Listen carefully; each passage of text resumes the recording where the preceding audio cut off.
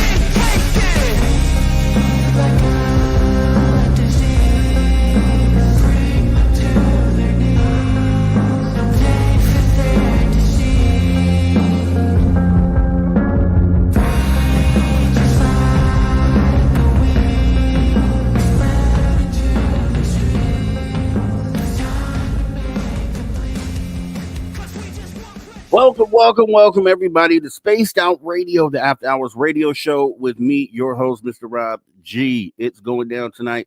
We have in the building UFO legend, UFO OG. That's where we'll start right there. Preston, Dennett, researcher, author, coming in the building for hours 1 and 2. Should be a great time. Press is always great. Also, we got Drew Banky back in the building from being sick with the After Hours wrap-up show. And then Steve Stockton tells it to Miss Person Mysteries.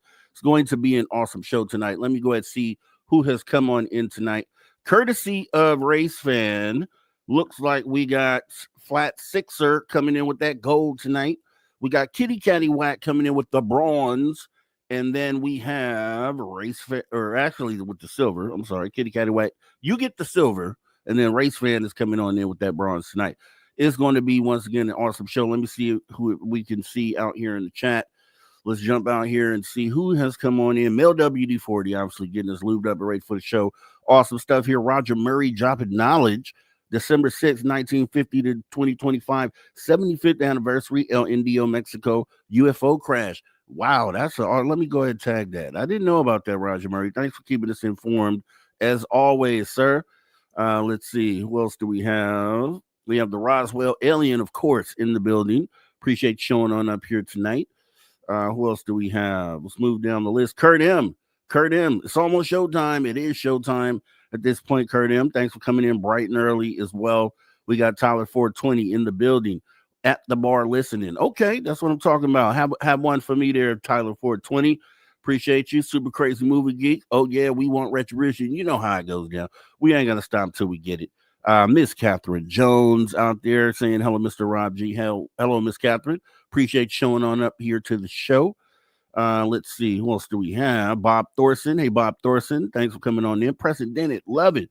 Everybody loves Preston. That if you get a consensus around the community, everybody loves Preston. Let's see who else. Mr. Melted. Appreciate you coming on in. Yes, the studio is an hour north of LA. Mr. Melted, thanks for coming on in. Appreciate showing on up. Let's see. Richard Minnick, OKC, long time, buddy. Thanks for coming on in. Good evening. Yes, Preston rocks. That's what I'm talking about. This is always some good, great energy going around here. and I appreciate you all coming in to enjoy the show here tonight. On the After Hours Wrap-Up Show, we got about 15 seconds, and we're going to go ahead and jump back in this thing. Yeah, Rich, a minute. We'd love to see you around, obviously here and over at the Social Dig, my good sir. We got 2 seconds. Let's go.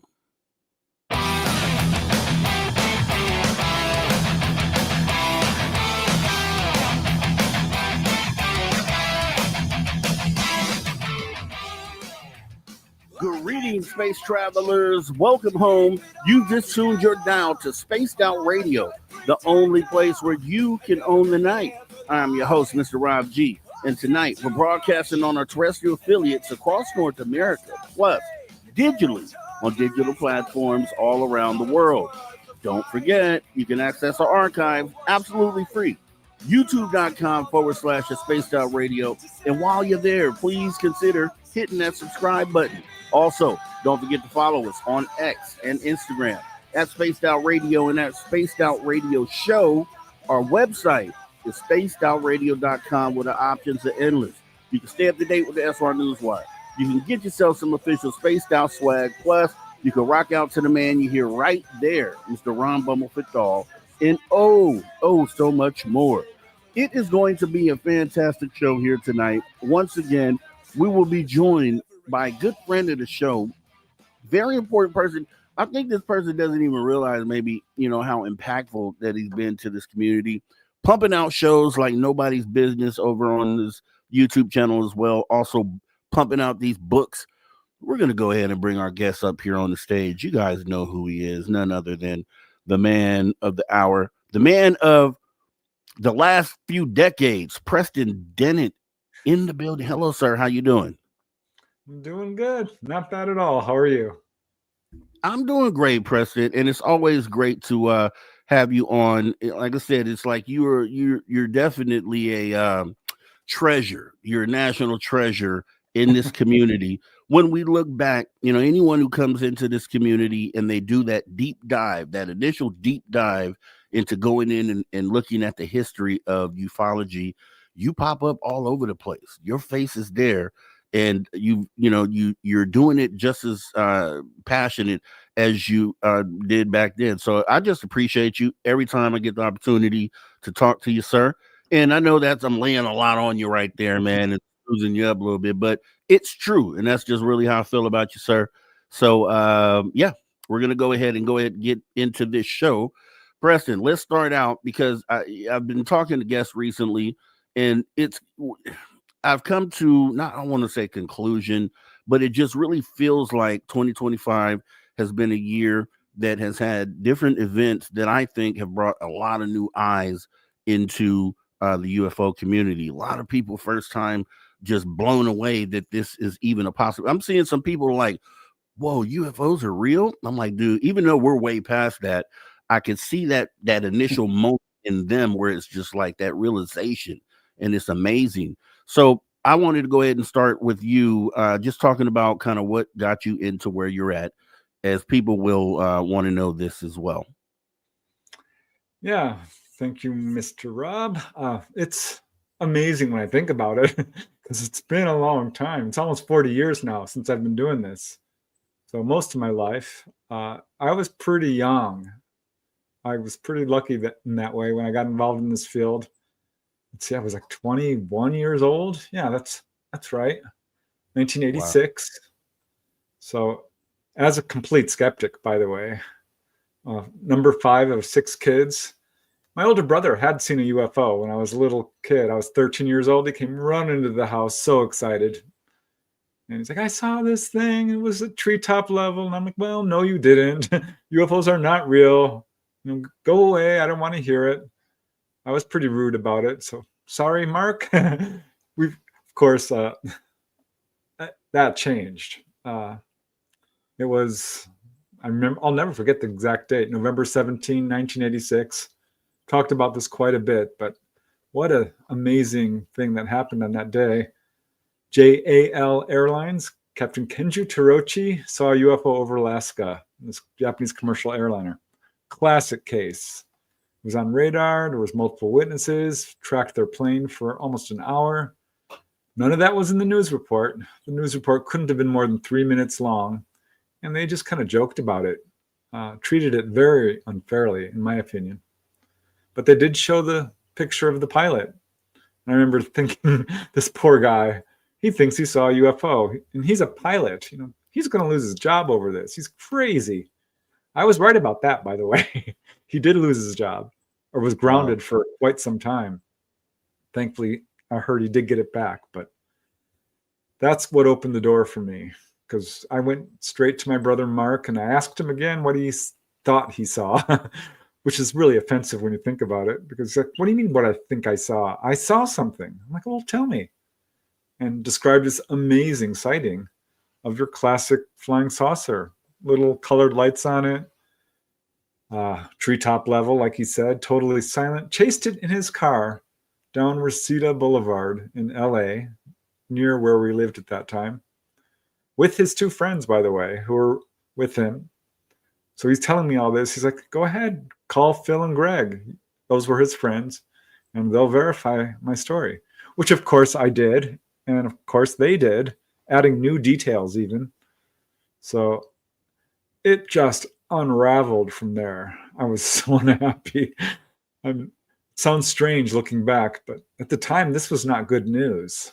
I was upset because I felt like people had lied to me. I had people in my own family who had had encounters, friends, coworkers, a lot of them, and I had no idea.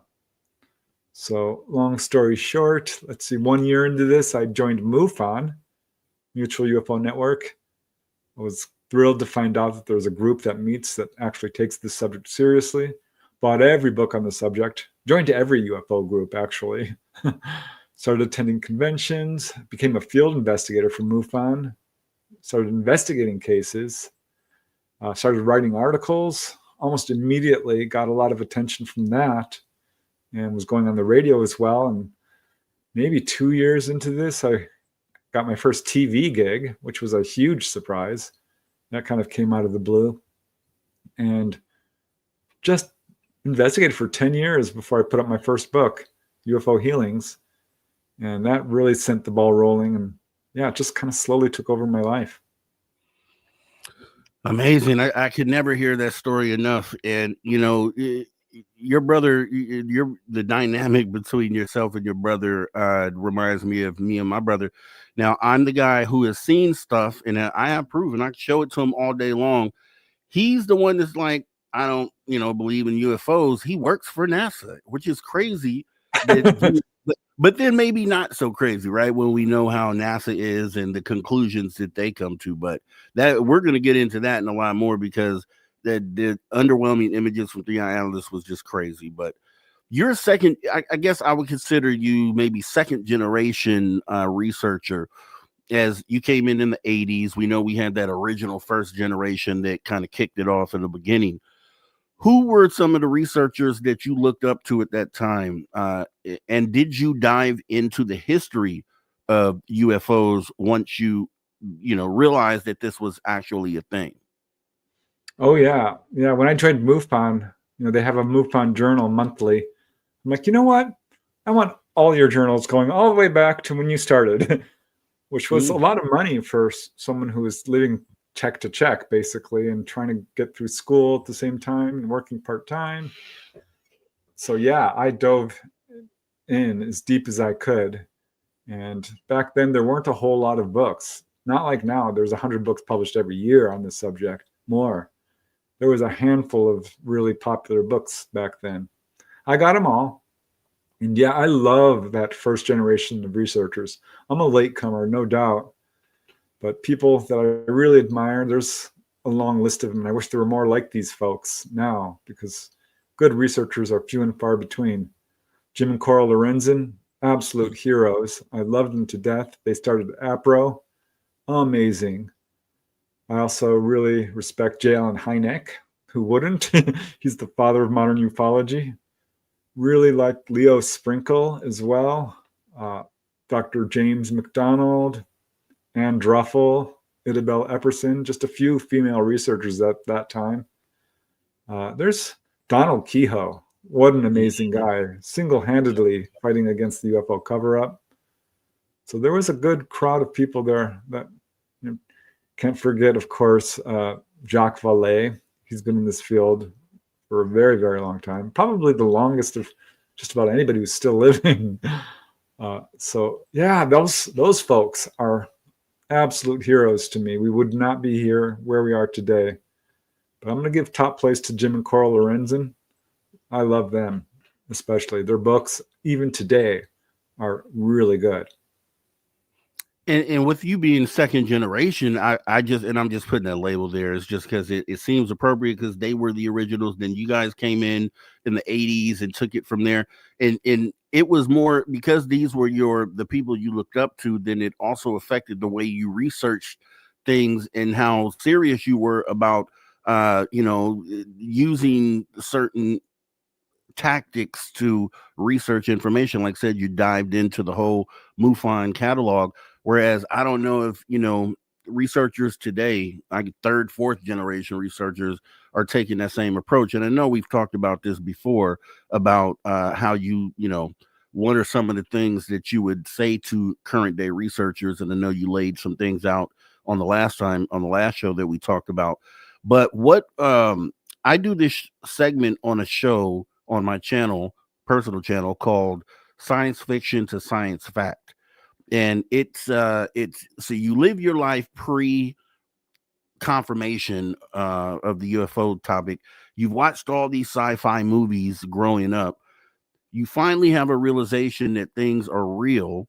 What did you have? Did you go back and dive into some of those old films to kind of look at it through a new lens? Just like, for instance, Close Encounters of the Third Kind came out in 77. You didn't get your realization until the 80s. So did you ever go back and then watch it through a new lens? And then how did that make you feel? Oh, yeah. I remember seeing Close Encounters when it came out and thinking, well, this is a really good science fiction movie.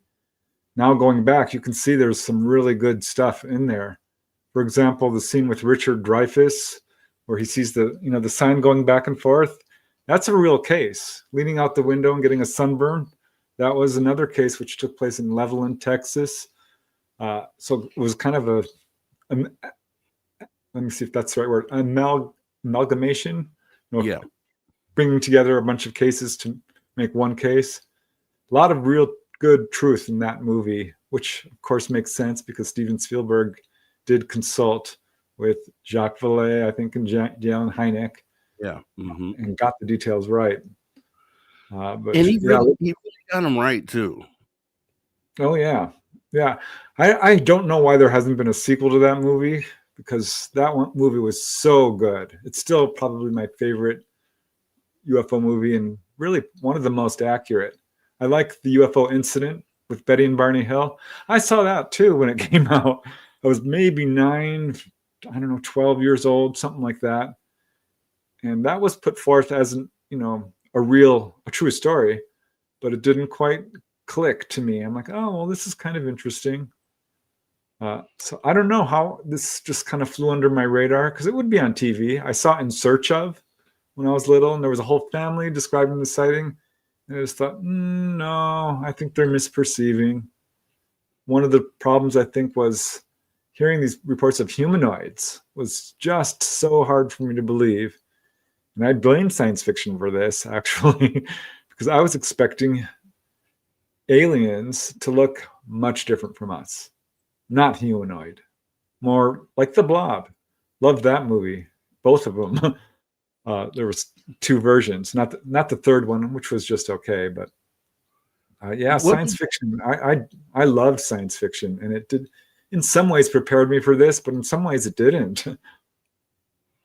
I just find myself amazed because, as you know, obviously I'm later to the party, but I, when my realization hit, and it was I can never forget this. The awakening moment for me was when I would happen to be watching TV, cable TV, and there was a news station that I was watching, maybe CNN, I'm not sure, but they said something about showing an article that somebody had wrote that said this keyword, which was recovery of off-world vehicles. And then I thought about that for a moment. I was like, I thought about what that meant, recovery of off-world vehicles. And I was like, wait a minute, are they talking about like alien vehicles? And I got looked into it, confirmed what I thought, and it just blew me away from there. I did exactly as you did, jumped in the database and tried to find as much as I could about this, and that's how I came across you, Richard Nolan, and a lot of the Gen 2 UFO researchers. So, when I watched the movie called Signs back in 2002, it was a good movie. It was a good movie. I was a Mel Gibson fan at the time. It was kind of creepy, and you didn't have that connection because you didn't think that that could be something that would really happen. Then once, I had my awakening and I go back and watch those movies, I'm like, whoa, okay, this is something that can happen tomorrow. Not only is this something that could happen because they are here. So it's kind of cool to see a lot of these new people coming in having that first moment where it's like, wow, these things might be real. And then where that ends up leading them, hopefully to this show. But what has been what were some of the key moments that you experienced? And no, before I do that, I did want to ask you about, there was one person in particular, Carl Sagan. How did you perceive Carl Sagan, right? Because I think from what I hear, he had some sort of change in perspective throughout his life on this. He was always saying apparently that this couldn't be possible. Just kind of explain Carl Sagan and what was your opinion on him? Yeah, he had a show that I really liked, Cosmos, I think it was. We would talk about astronomy, and I was a huge astronomy buff. I love astronomy. So I kind of looked up to him until I later found out that he was kind of skeptical of UFOs, which surprised me. Because I honestly think if anyone examines the evidence in this field objectively, they can only come away convinced. So that really kind of raised my eyebrows to hear some of his statements saying that, there's nothing to this. Because if you're going to say that, you have to explain why there are practically 1 million people who have reported UFOs. And it can't be explained away as hoaxes, hallucinations, misperceptions, and mental illness, which is basically what our military has been putting forth disingenuously, because they already know it's real. But yeah, I respect the guy. I loved the movie Contact. That was really good. So I suspect that he did come around, but never to the point where he was a complete, UFO advocate. So, which I understand, as a scientist, you have to be very depending on the actual available evidence. But I maintain there's mountains of evidence, and people have no idea, especially skeptics, just how much evidence there is.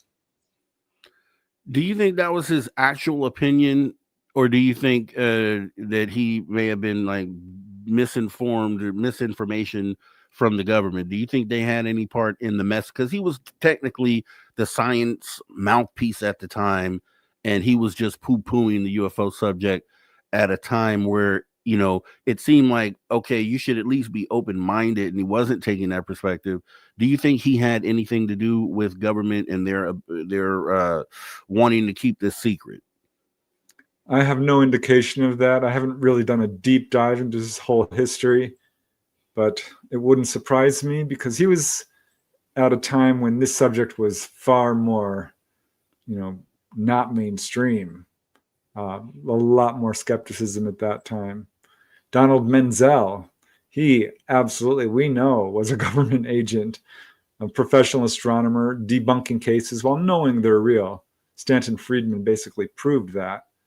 So that does go on, but I'm not willing to say that Carl Sagan was one of those in terms of being a paid disinformant.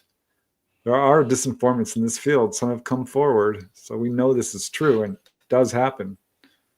So I don't know about Carl Sagan. I definitely wonder about it, though. It's just when I watch historical videos and I just look at the way that he presents, and I guess it's not too different than a Seth Shostak from today, right? Which almost seems like they're coming from the same place.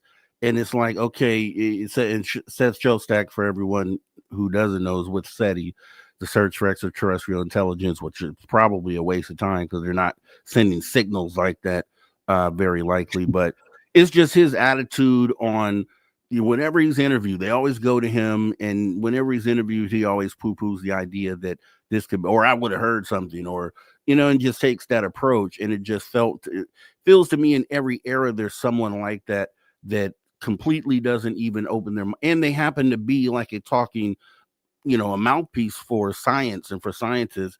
And it just blows my mind that we have one in every era, and for them to be their own personal opinion, and them not being coerced or maybe advised to take this sort of approach to the topic, being that we can go all the way back to Project Blue Book, and we know that the disinformation campaign started in the 40s, 50s, and has been going on today. So these seem to be, to me, tools potentially, but I don't know. And that's why I'm asking you, because you are an older researcher than me and been in this way longer. So, but I appreciate your opinion on that. What were some of the events that took place during your research, your early days of research, that were kind of, for you, mind blowing? Maybe the first one that you investigated that really was like, wow. Yeah, there were 2 or 3 of them that like really kind of clinched it for me. I think the first one, I started picking up books. I read Bud Hopkins' book, Missing Time. I knew what grays looked like from people's descriptions and all of this. Bud Hopkins' book at that time was not a bestseller. It was a hardcover book by Richard Merrick Publishers, which was hard to find, honestly. So I'm asking everybody, because I had read this quote from J. Allen Hynek that 1 in 40 people have been taken on board a craft. And I thought, no way. No, that would be millions of people. I know 40 people. I would know somebody, and I don't. I was wrong. I did. So that's what kind of got me to start asking everybody. And I started with my family, friends and coworkers, because these were people I know are not going to lie to me. I know them really well. I love them. They love me. So that's where I started, which was a really good thing, because of the disinformation and fear-based reporting on this subject was not really accurate. So I had to build my own accurate database, or what I sure hoped was accurate. And I'm talking to my brother's girlfriend, soon-to-be wife, and she had described this amazing sighting over Van Nuys Air Force Reserve Base. And I could tell she was withholding something from me, because she's like, that was about it. I'm like, well, what do you mean about? Was there anything else? She's like, well, I did have this other thing happen. I'm like, well, what was it? She was very wary to tell me. It took some convincing.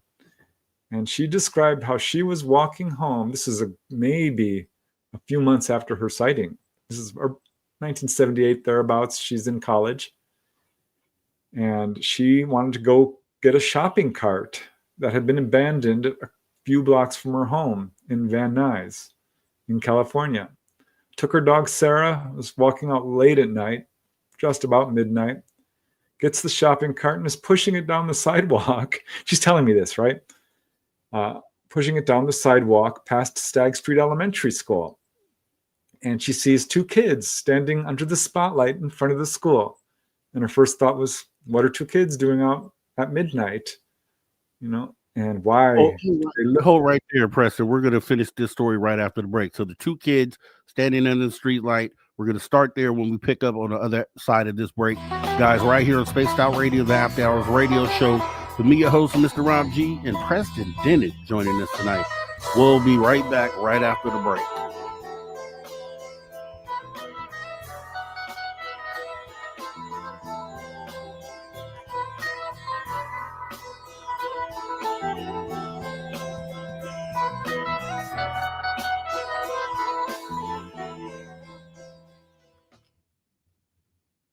All right, and we are clear. And let me go ahead and go back here. Some people came in late. Kitty Catty White, appreciate the super sticker and awesome support of your awesome support of what we do here.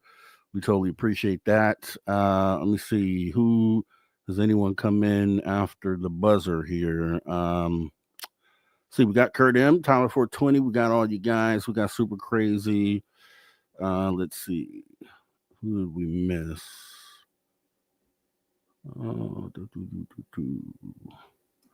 Richard Minnick has the right idea, saying smash the like button, y'all. If you wouldn't mind taking a moment, you during every break, we'll ask you to do this. Right under your screen, let's take 30 seconds. If you look right under your screen, there's a thumbs up or thumbs down button. And if you wouldn't mind hitting either one of those and then also leaving a comment after the show, let us know what you thought about it. You know, we have tough skin. You can let us know. We strive to improve, and all input is valuable. So we do appreciate you taking the time to do that. And let's see, Woo Riders DG stepped in the building. What's up with you, DG? Thanks for coming in. And let's see, Dolly Saffron. Hey, Dolly, thank you for coming on in and being back in Preston up here tonight. You got an awesome guy here sitting here with us here. Let's see. Mr. Melted says, yes, the legend Preston Dennett. Yes, sir. Let's see. Dennis Benke, appreciate you. Something is good if you can talk about it. Yeah, okay. Definitely encourage people to talk about it. It's going to help. It's going to help not just you to get it out. It's going to help people around you that might have had something similar happen and are afraid to talk themselves. Richard Minnick says movies were great soft disclosure. Close Encounters for me, I just didn't know. And then once I came to the realization that this stuff was real and happening, they were here. I go back and watch it, and they hit all these different points, the orbs, just everything. And they did this back in the 70s, which is pretty crazy. Kim Jellin. Hey, Kim Jellin. Hi, folks, and listening mode tonight saying hello. Hey, appreciate you, Kim Jellin. Thanks for dropping in and leaving us a note. Let's see. Yep, Roger Murray says Preston Dennett, The Blob, Steve McQueen, first movie. Yep. Let's see. Slim Salam.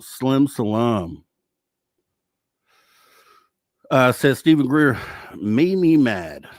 Saying most of this is our government.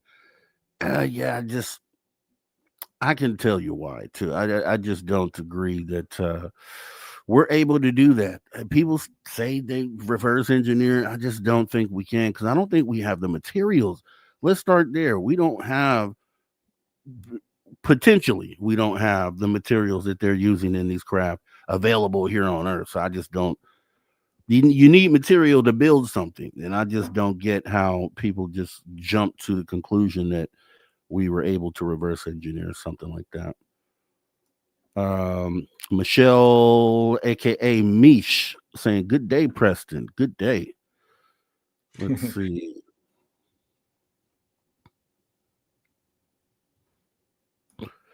Dennis Banky saying I spent my middle school and high school years studying muons, particle Yep. physics. Okay. It's what I saw later that cued me into the actual mechanics of the space race. Interesting, Dennis. And Richard Minnick believes those scientists, those talking heads that poo-poo the subject on the government payroll. Dennis Banky, in my opinion, Carl Sagan was the hallway monitor for what is acceptable. Okay, nice. Richard Minnick, Carl supported the government narrative for sure. It's just some people that you have to look at and say, why are you taking that approach? Just like NASA, for instance, and we'll get into this in a bit, your opinions on NASA, but I did a show on this where I'm just like, NASA never sees anything, which is crazy to me. Like, how could you, through the history of all the years, never see anything? As far as is what they indicate, they have not seen a single thing out in space that was weird. And that just, for me, is mind-blowing. And it means it's not true, because we see things coming in from space all the time. And to tell me that you don't see any of this stuff is ridiculous. Yes. Can you hear my eyes rolling? Exactly. Gee, come on, dudes. They do better to just, and I said this in my show as well. I was just like, they'd be better to just say, hey, yeah, we've seen a couple weird things. At least make it believable. Like, then we probably would accept some of the other BS that you spew, because you're at least admitting some of the stuff, and you're just not admitting anything. which is a problem to me. And I give my brother a hard time because he works for NASA. He doesn't have anything to do with that. He's with the aeronautics, but I tell him every time the company you work for is bad. That's horrible. And we're coming back here in 2 seconds. Let's go. All right, everybody, welcome back. Spaced Out Radio, the After Hours Radio Show, back on the back half of the first hour with our guest, Preston Dennett, historian, UFO researcher. Second wave of researchers, just awesome dude. You'll see him in all these different movies if you go back, as well as the work he's doing today. We'll talk about that and a lot more. Don't you go anywhere. If you missed any part of this conversation tonight, make sure you hop in the archives because it doesn't cost you a dime. youtube.com/spacedoutradio. So, Preston, you were right in the middle of a story. You're talking about your brother's soon-to-be wife at the time, Van Nuys. She was walking her dog and saw these two kids under the street light, I think is where you left off, if you wouldn't mind picking it up. Yeah. And she's thinking, what are these two kids doing out this late at night? This doesn't make sense.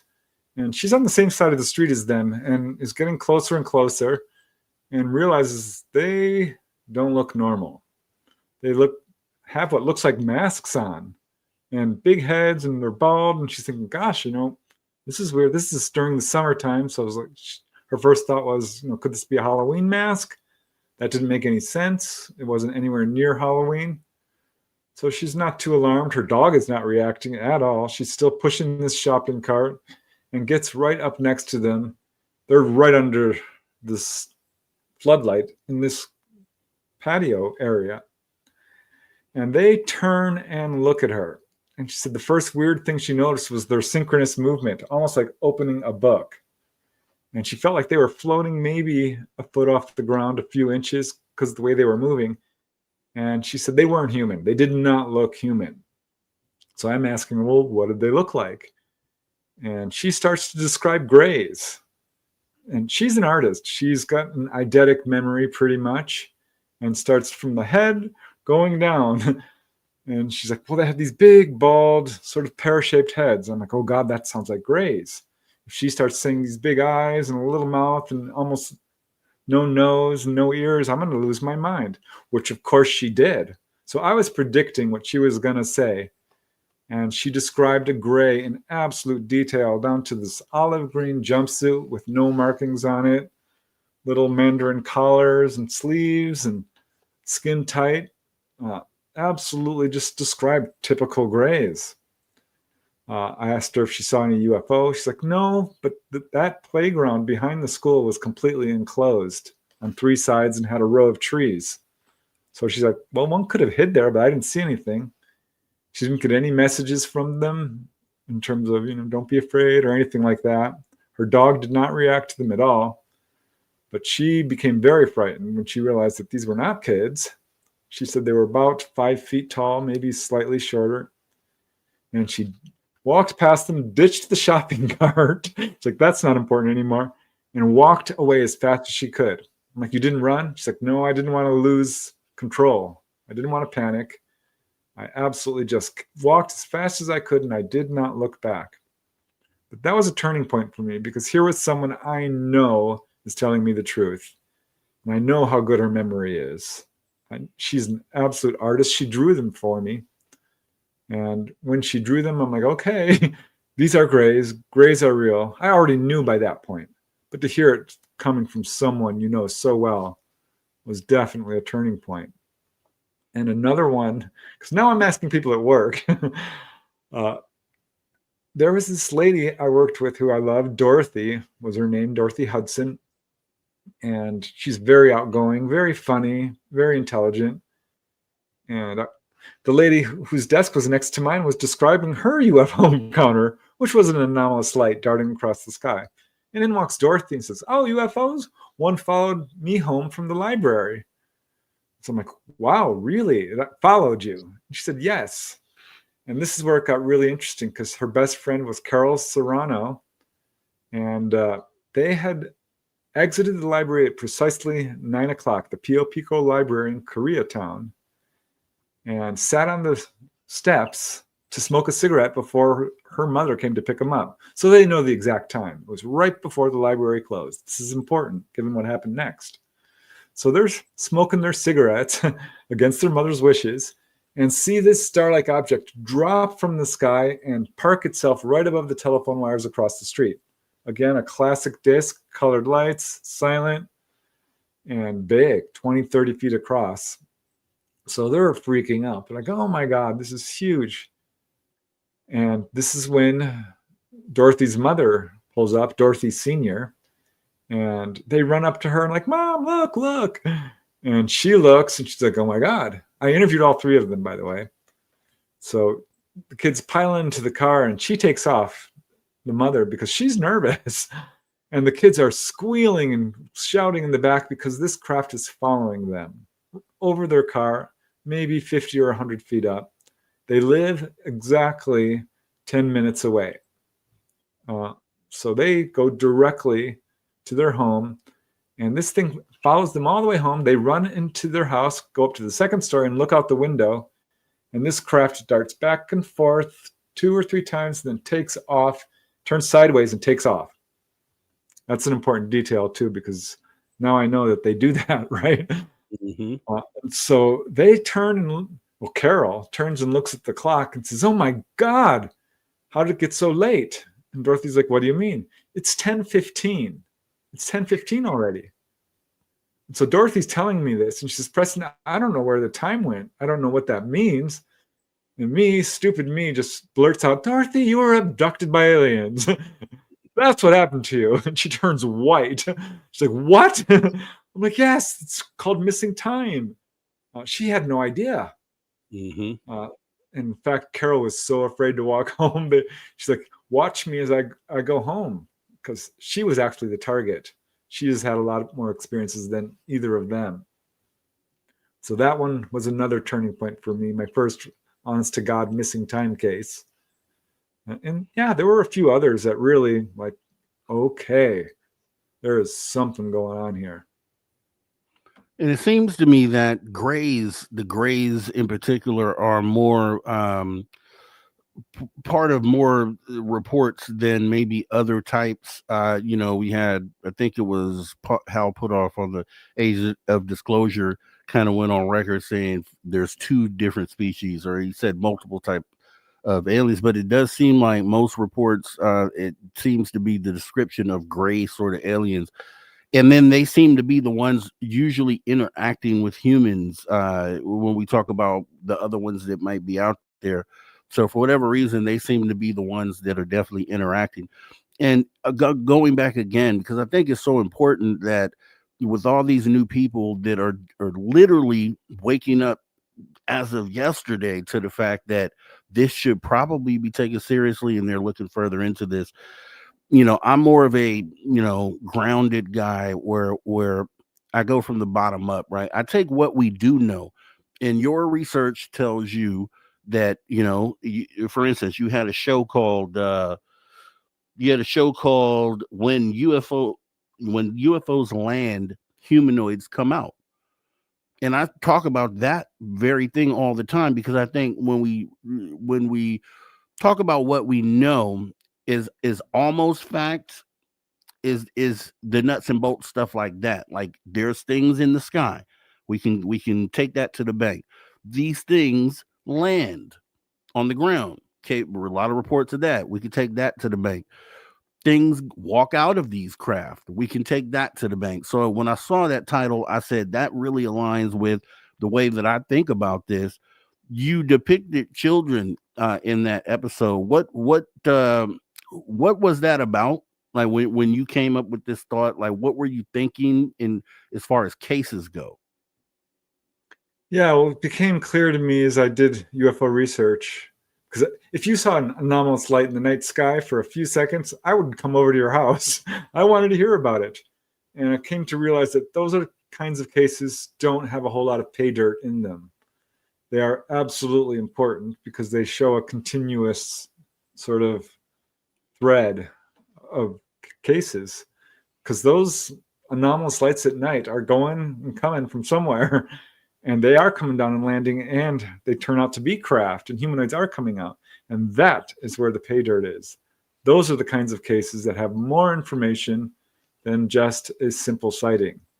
So J.L. and Hynek broke them down into, close encounters of the first, second, and third kind. Of course, it went up to fourth kind if you're taken on board, and fifth if you're calling them down. It was useful in the beginning. I think it's kind of broken down a little bit because people can have a simple sighting and there'll be telepathic contact. How would you categorize that? Or you can be in bed and have a download or something. So it's difficult to categorize these. But I love these cases where these craft land and people are seeing humanoids face to face, because gone is any chance of misperception. This is not a light in the sky. This is something that's right in front of you. You cannot explain it. There's no way to pass this off as a helicopter or a reflection or an inversion layer or swamp gas. No. This is something that's absolutely undeniable, certainly for the witness. And this is when we start to get a good form of evidence in terms of landing traces or animal reactions. The dog's going crazy, or the cars are stalling, or the TV's going out. Electromagnetic disturbances, that's another good form of evidence. Physiological effects, people will actually feel their hair rise up on end, or perhaps feel a vibration in their body, or actually get, a light sunburn or something along those lines, or healed for that matter. That was the subject of my first book. So these were the cases that I really started to focus my research on, because not only do they have the most data, they're the most interesting, and especially when people are getting taken on board. I think that is the ultimate and the very heart of this whole subject. And that surprises me that our governments have not even talked about that at all. They'll talk about sightings. They'll even talk about crash retrievals. But when it comes to talking about the fact that people are having direct contact and talking to these ETs and going on board and all this stuff happening, they're completely silent about it, which to me speaks volumes. So yeah, that's, I think, the most interesting part of what's going on here is the humanoid cases and the onboard cases.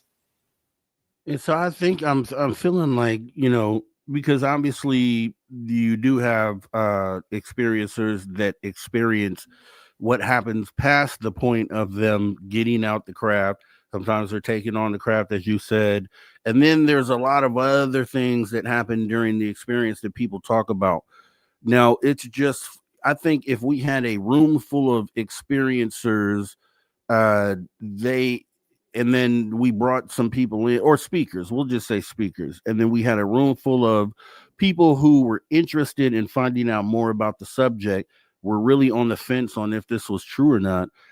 I think the uniform thing that would come from those speakers is those facts that we talked about earlier, the facts that these things are in the sky. Matter of fact, here's some images. These things have been seen, and we'll talk about in a moment, coming out the ocean. Oh, also, here's some images. We had police reports of, someone like Lonnie Zamora and the aerial kids seeing these craft land on the ground. We don't have pictures, but we have multiple accounts, like mass accounts of that same incident. So, and these are all like tank to the bank things. So for that person on the fence, it's like, I think this is the thing. If they at least accept that part of it, that these things are happening, then I think they're prepared to have the abduction conversation and then all the things that come after that. But that's why, for instance, the age of disclosure, you had someone like Hal Putoff on there, who's been into some other weird kind of stuff as far as experiences. He talks about things that he didn't talk about within the documentary. And I feel like that was done on purpose. I feel like it was done so that the nuts and bolts part of the conversation is palatable for those people who are on the fence and just, wouldn't believe the extreme side of this, right? So you present them with the nuts and bolts, you bring them in. Once you get to know them, then you hit them with all the other wacky stuff that comes along with this. And I think that might be the approach.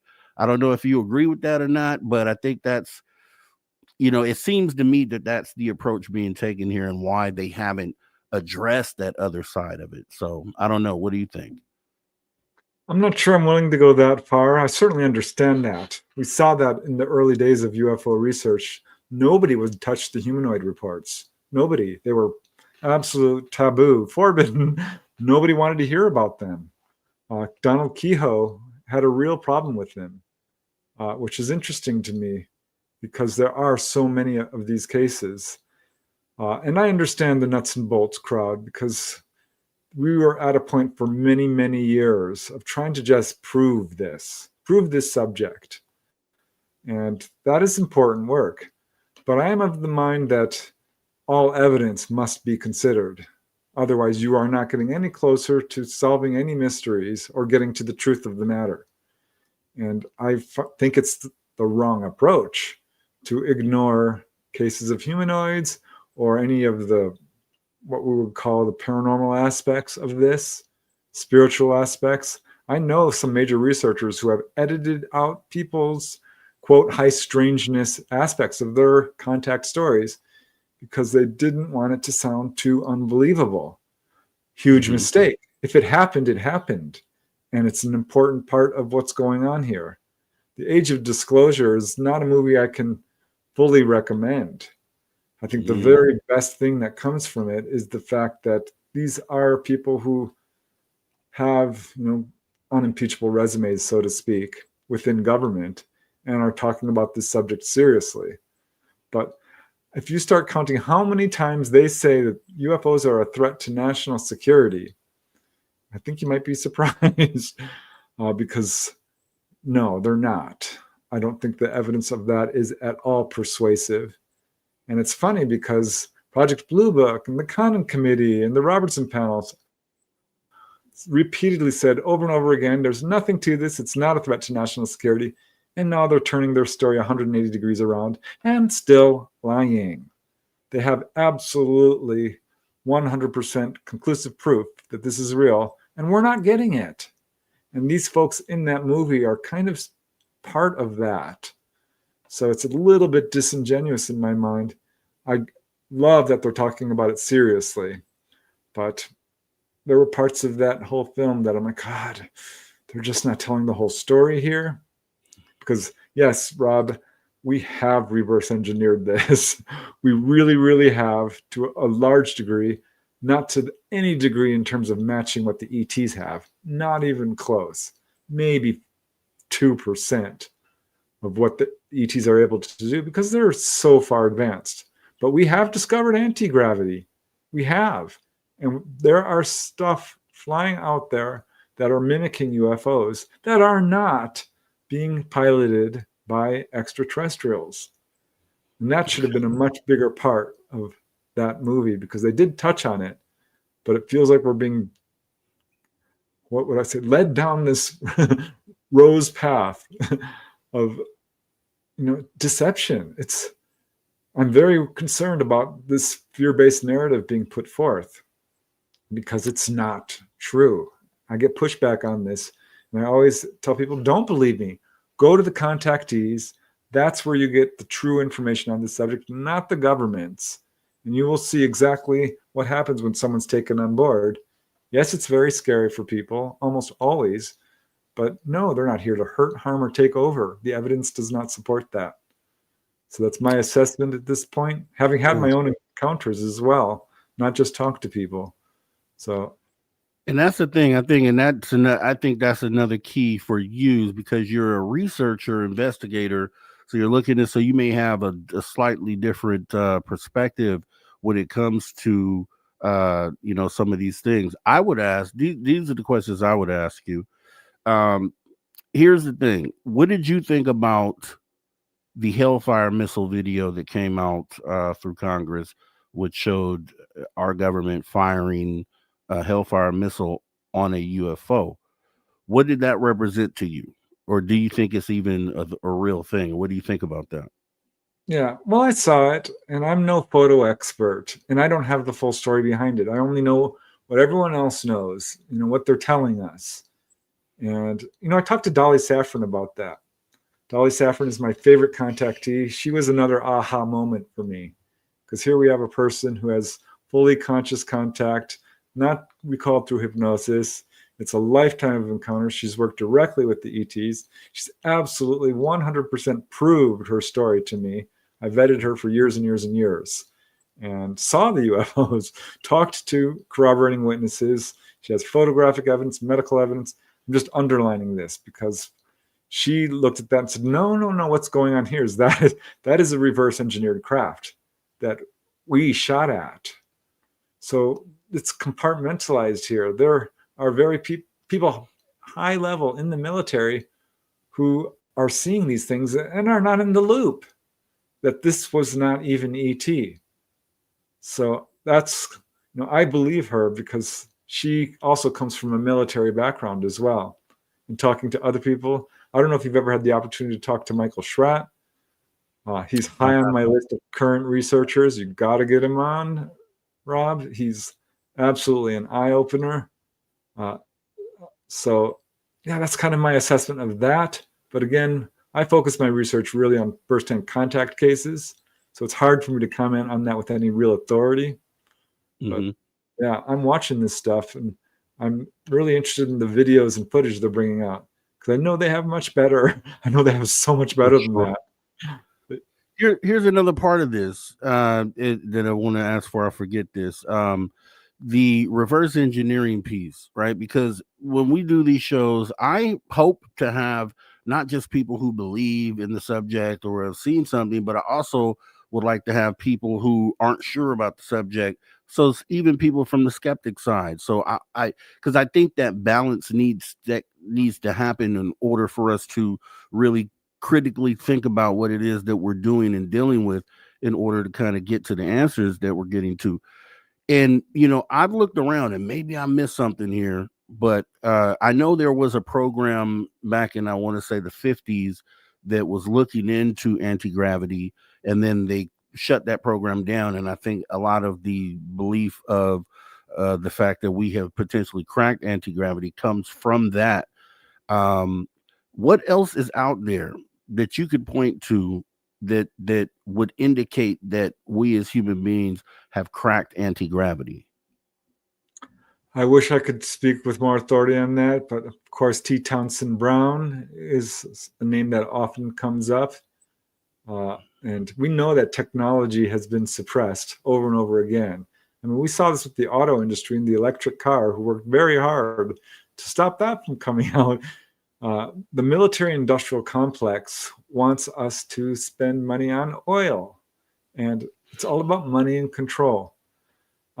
I've talked to a few whistleblowers, not a lot. There was one gentleman I talked to who was literally on his deathbed in a hospital and got a hold of me because he had a story about this sort of thing. He was a subcontractor for the military. He was a civilian, but he worked for the military and went to Edwards Air Force Base for a job, walking along the tarmac with his employer when they passed a warehouse, one of those little huts. And the window was open, and because he heard this buzzing noise coming from there, looks over, it's this massive window, and he sees a UFO. Classic UFO. It was about the size of a sports car and bright chrome, shiny, absolutely a stunning UFO. So he turns to his employer and says, "Oh my God, look at that." His employer turns white and says, "Shh, don't talk, don't look. You weren't supposed to see that." He's like, "What is it?" He says, "Don't say another word about it." And made very sure that, he would not discuss it.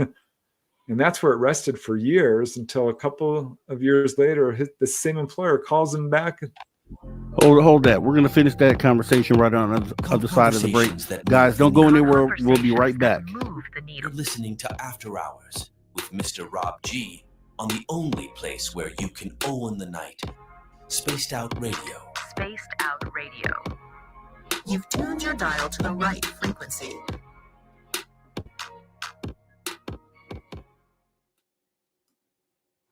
All right. We'll be right back on the other side of this break, guys. See you in 5.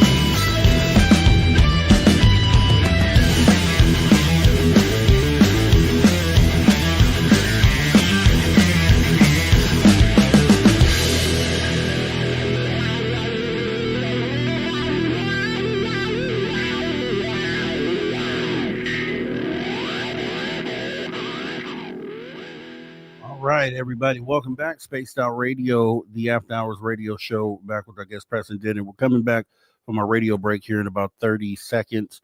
Once again, this is the hour for questions. Any questions that you want to pose, go ahead, put them in all caps so I can see them. We'll tag them and we'll ask them on the back half of this hour, so after the next break. We'd appreciate if you do that for sure. Let me see. Also, once again, take a moment to hit the like button or the dislike. Just let us know how you feel about the show. We totally appreciate that. And we're coming back right about now. All right, everybody, welcome back. Spaced Out Radio, the After Hours radio show. We are back with our guest, UFO researcher, author Preston Dennett, and YouTube channel host Preston Dennett. Let's not forget that. Guys, we've been having an awesome conversation here tonight.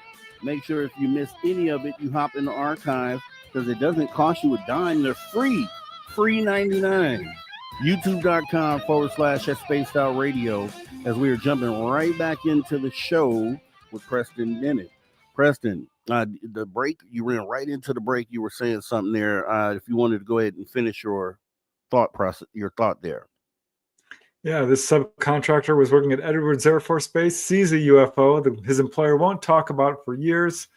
Finally, his employer calls him back, says, "We need you for another job." And the guy I interviewed said, "No, not doing it unless you tell me what we saw." Got into a big argument about it. And finally, the guy said, "Fine, I'll tell you, but you can't tell anybody ever. I could lose my job. This is a big deal. Don't tell anybody." And of course, he didn't until he was on his deathbed and died about 2 weeks, 3 weeks later. And what his employer told him that what he saw was not a UFO, but was reverse engineered from extraterrestrial technology from UFO crash retrievals, and was anti-gravity, a craft that was able to maneuver using this concept of counter-rotating magnetic fields, which created a magnetic field outside the craft, which propelled it in the desired direction. So that's a first-hand case. Well, I mean, for the witness, it was of a whistleblower who's talking about this sort of thing. And there's a lot of these, Rob. Many people are seeing these craft and they have rivets on them or seams or making this kind of noise that UFOs don't normally make. And seeing, basically uniformed human soldiers on board. We have reverse engineered this to some extent. I'm absolutely 100% convinced. There's quite a few whistleblowers who talk about this. So yeah, that's kind of my assessment at this point in terms of how far we've gone with it. Not far, but enough to kind of fool some people. Yeah, and I can understand it because I saw obviously everyone knows about the Tesla truck. There's a Tesla truck out there, right? Elon Musk made it. Whatever technology he used to make this, I guess, monstrosity. Some people consider it a work of art. But then I saw a guy make a Cybertruck out of wood, and it looked just like the Cybertruck, but it was made out of wood. And it's kind of like what I'm saying is with this reverse engineering is that you can make something that looks like it, but it doesn't necessarily mean that you've reverse engineered. You've created something that appears to be what it was that they are trying to reverse engineer, but then when you actually operate it, does it operate? It's like putting a Volkswagen engine in something that looks like a Ferrari. That doesn't make it a Ferrari. You know what I mean? And that's kind of where because and the only reason why I say that, because I look back on, for instance, we both know Jim Goodall, good friend of the show. And he knew Ben Rich, right? Who was the head of Lockheed Skunk Works back in the 80s, I want to say, 70s, 80s, somewhere in there. Yeah. And he always states that Ben Rich told him and said this as well, I guess, to someone else, that we that we have the technology to take ET home, which is a profound statement. And, I think everyone that hears that statement takes it at face value that statement means that we've created something that could that could travel the stars. And when I was talking to Jim one day, I thought about it because he also knows Bob Lazar. And I've asked Jim, do you think Bob Lazar is being authentic? Do you think he is telling the truth with this story? And Jim definitely believes what Bob Lazar says, and I'm in that boat too.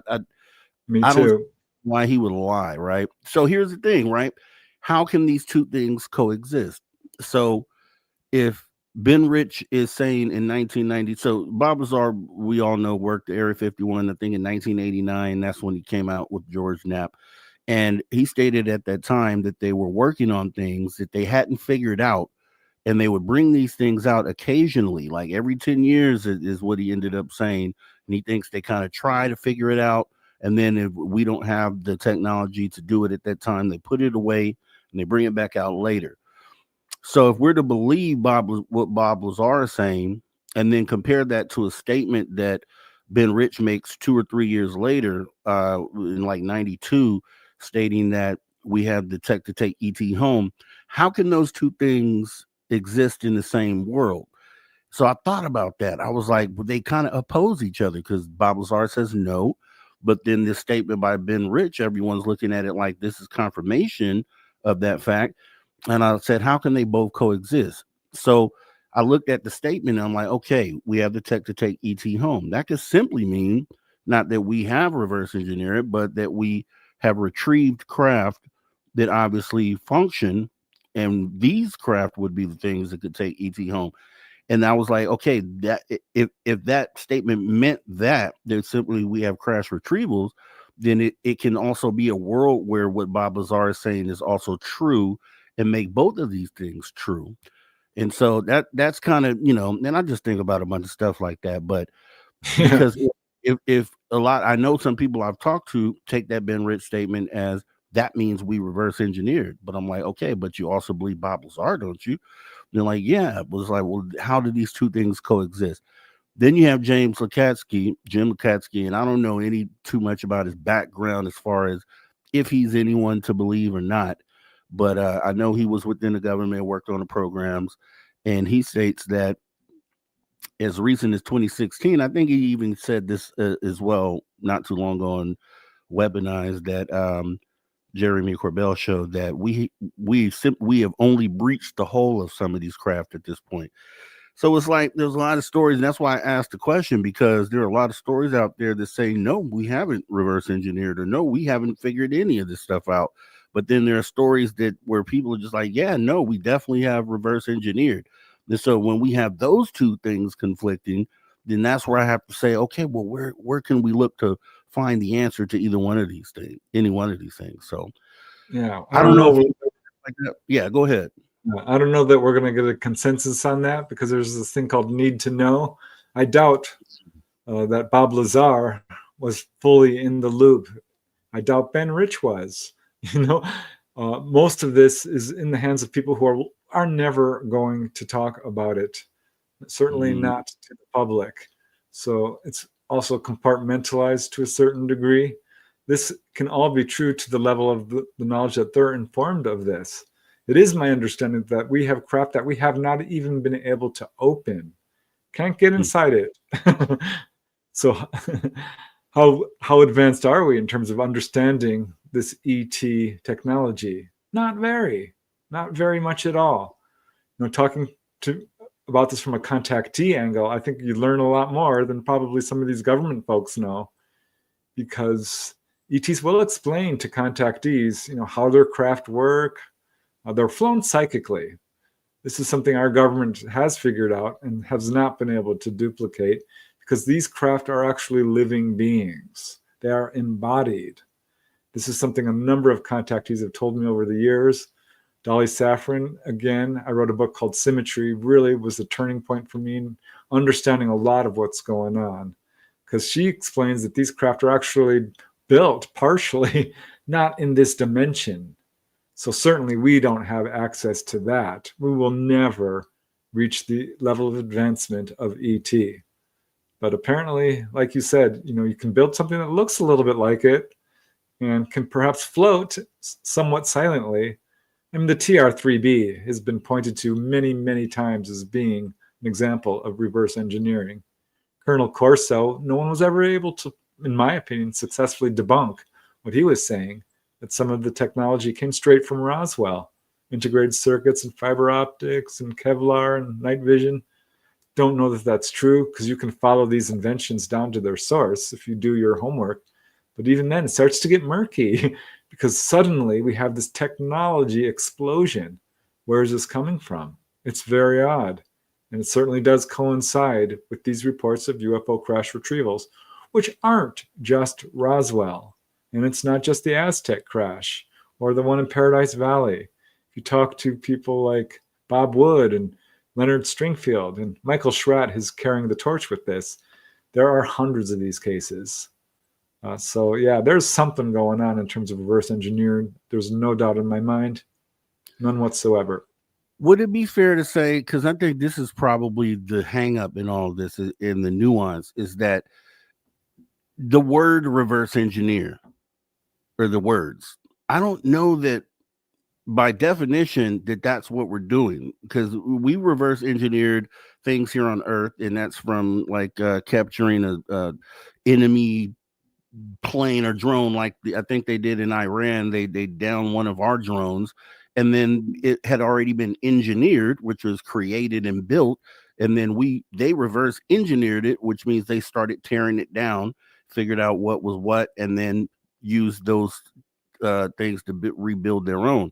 So maybe it's not necessarily reverse engineering in the way that we think of it. I think it's probably maybe we've built something derived from an idea that we have gotten from some of these retrieved craft. And I think that might be more fair to say, but to reverse engineer, I just don't think that, because I think one of the simple things to say on that is that these things likely are coming from other star systems where the materials may not be the same. The elements that they use may not be the same. So there'd be no way in the world that we could physically recreate what they make, because we don't have the materials here.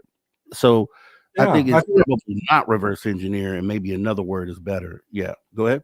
I think that's a fair statement. It'd be really difficult to reverse engineer the Concorde jet, but maybe you get the idea that we can fly and build a little glider or something, which, looks like it is flying through the air, but let's face it, it's not anywhere near what the Concorde jet can do. So I think, that's a good analogy in terms of what you're saying. We have not reverse engineered to the degree that ET has, but absolutely, I think there has been some technology that has gotten a leap of understanding, and we're able to do things a lot, more advanced because of the knowledge we've gotten directly from these crash retrievals. Yeah, I think that's fair. And I think, I feel better about that, because it's just when that word is used, it's just when you think about just some of the basic things, I don't know if that's the way, but yeah, technology derived from, because they say fiber optics, and like you were stating before, and other ideas that we have may have been derived from what, working on these things, which I can understand that, and I can agree with that too. Let me ask. I'm sure they have stuff that they have no idea what it is. It's just due down, and they're like, no idea. Exactly. Yeah, we especially they're talking about consciousness operating some of these crafts, and they're just figuring stuff out. Like, and if you think about it, the space age is the technical age. We'll go back to Roswell, maybe even a little bit before. We'll just say 100 years. We'll just say 100 years, which is really about the time that we have been able to even fly. Our first flight was like in 1901, somewhere around there. So about a little over 120 years. And that small time frame, is, I know we think we're special as human beings, but 120 years, I mean, for all the claims that people make as far as things that we could do, let's really think about 120 years. We were riding stagecoaches and horses and buggies and things of that nature. So when let's really put it to perspective, maybe one day we will get to a point to where we're doing, next level amazing things. But I just think to expect that within such a short window is just what do you call that? Cognitive dissonance, essentially, where we just think we're the best and we can do everything. But I don't know. With that being said, I do want to ask you about this. You talked about craft being alive, and that was one thing that, from my own experience, I explained what I filmed as things that appeared to be alive and biological in the way that they moved. And then we had the movie Nope, and I think we talked about this before, where it was depicted in that movie that these craft are sometimes live. There's been theories thrown out there that some of this high altitude stuff that we're seeing and stuff in space that appears to be like little plasma balls are intelligent, and there may be some sort of, plasma life form. Have you heard of this? And then what is your opinion on that? Yeah, I mean, there was a book by Trevor Constable about this sort of thing called Critters, and it never really was repeated in terms of research. And just from a scientific angle, I'm not so sure that plasma can be an intelligent form of life. But there are light beings. So perhaps that's what people are talking about, fifth dimensional beings. So we're still in the infancy stages of trying to understand a lot of stuff going on. Mm-hmm. Another thing I see is people conflating all different kinds of phenomena together. So yeah, there's these orbs flying around, but some are probably spirit beings or fifth dimensional beings. There's little people in every culture, fairies, gnomes, and things like this. We have Bigfoot, we have ghosts, we have all kinds of stuff going on. And I see researchers conflating it all into one ET intelligence that wears different masks. No, I think we have to be very careful because there's a lot of stuff going on here. It wouldn't surprise me that there's stuff that we still have yet to discover in terms of, what you're talking about here.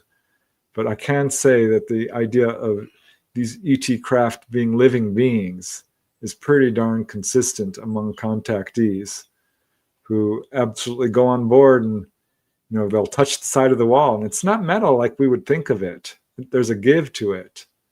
And people will talk about how it almost felt like it had a life force flowing through it. And I've talked to a lot of these contactees who are really struggling to figure this out themselves.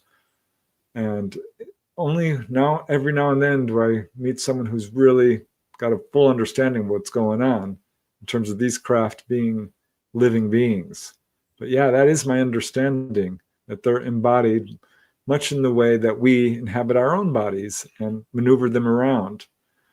They certainly have materials in them that are what we would consider inorganic, but this is how advanced they are. They're so darn advanced that we don't even begin to understand how these craft work and how they can be embodied by a higher dimensional being. But that does seem to be what's going on here.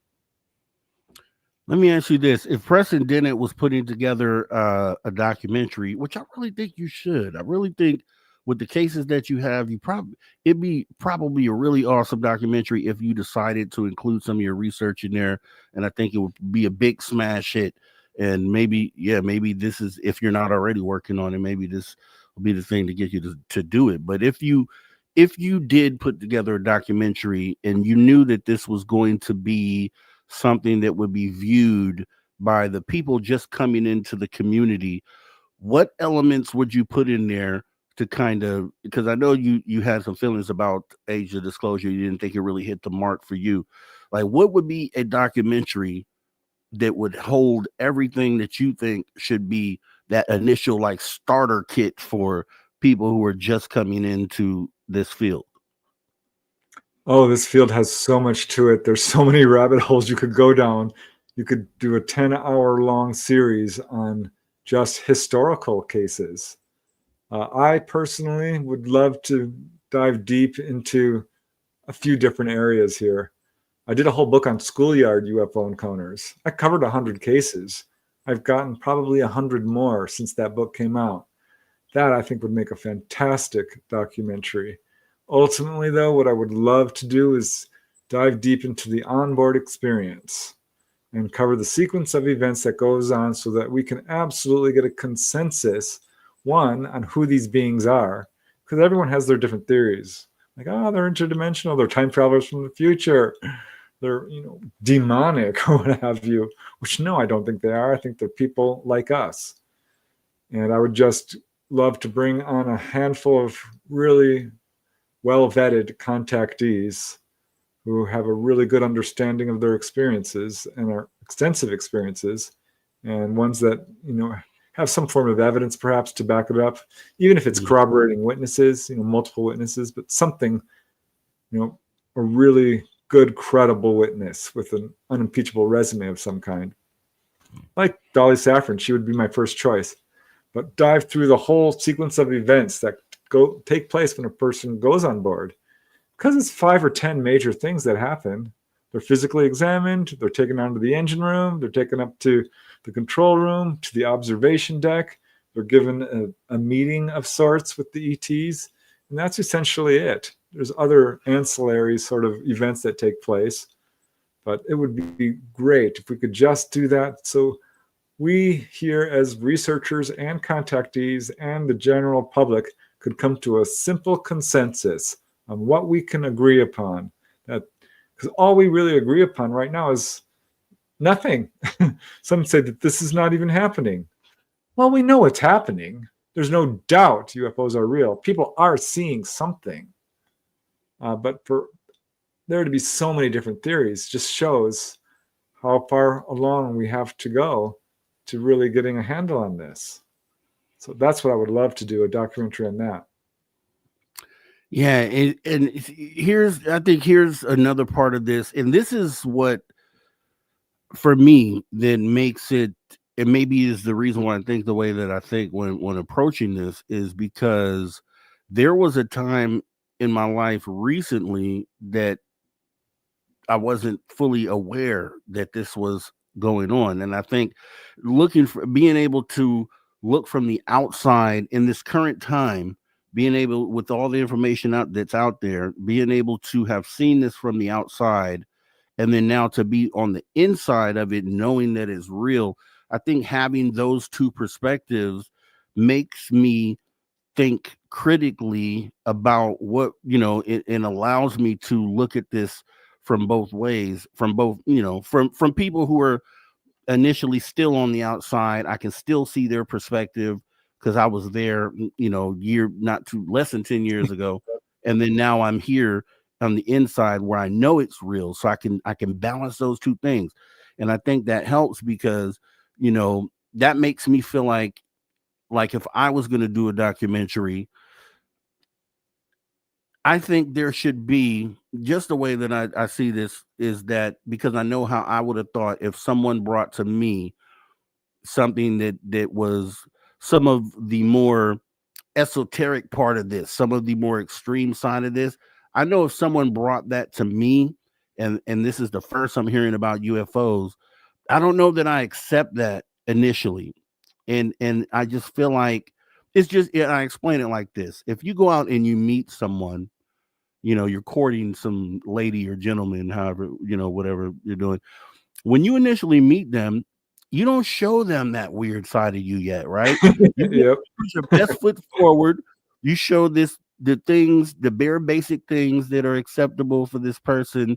Then once you guys get together, then they get to see the weird stuff. Then the weird stuff comes out. And I kind of feel like that, should be the approach to a lot of these people coming in, because you don't want to scare them off, right? You don't want to let this person know that you have a Lego collection, you're obsessed with Legos, and they're going to be all over the house before you actually get in the door with this person. You know what I mean? And I kind of think that's the same sort of perspective that should be handled or dealt with the UFOs, because for us in the community, talking about the things that happen on board, and all, we know we're used to that, and it's not as a shocker when we hear that sort of information. But the people who are just coming around to say, hey, these are real, for them, they're like, whoa, overload, information overload.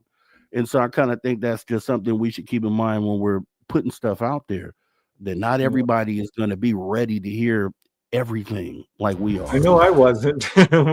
That's what kept me out of the UFO field. But I'm kind of two minds about that, because there's this thing called catastrophic disclosure. No, we can't tell people the truth. They can't handle the truth.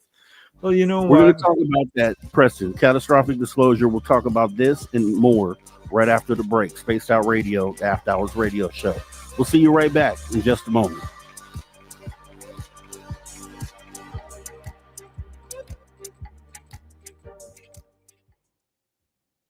All right, we are clear. Yes, we could definitely pick that up on the other side of the break here.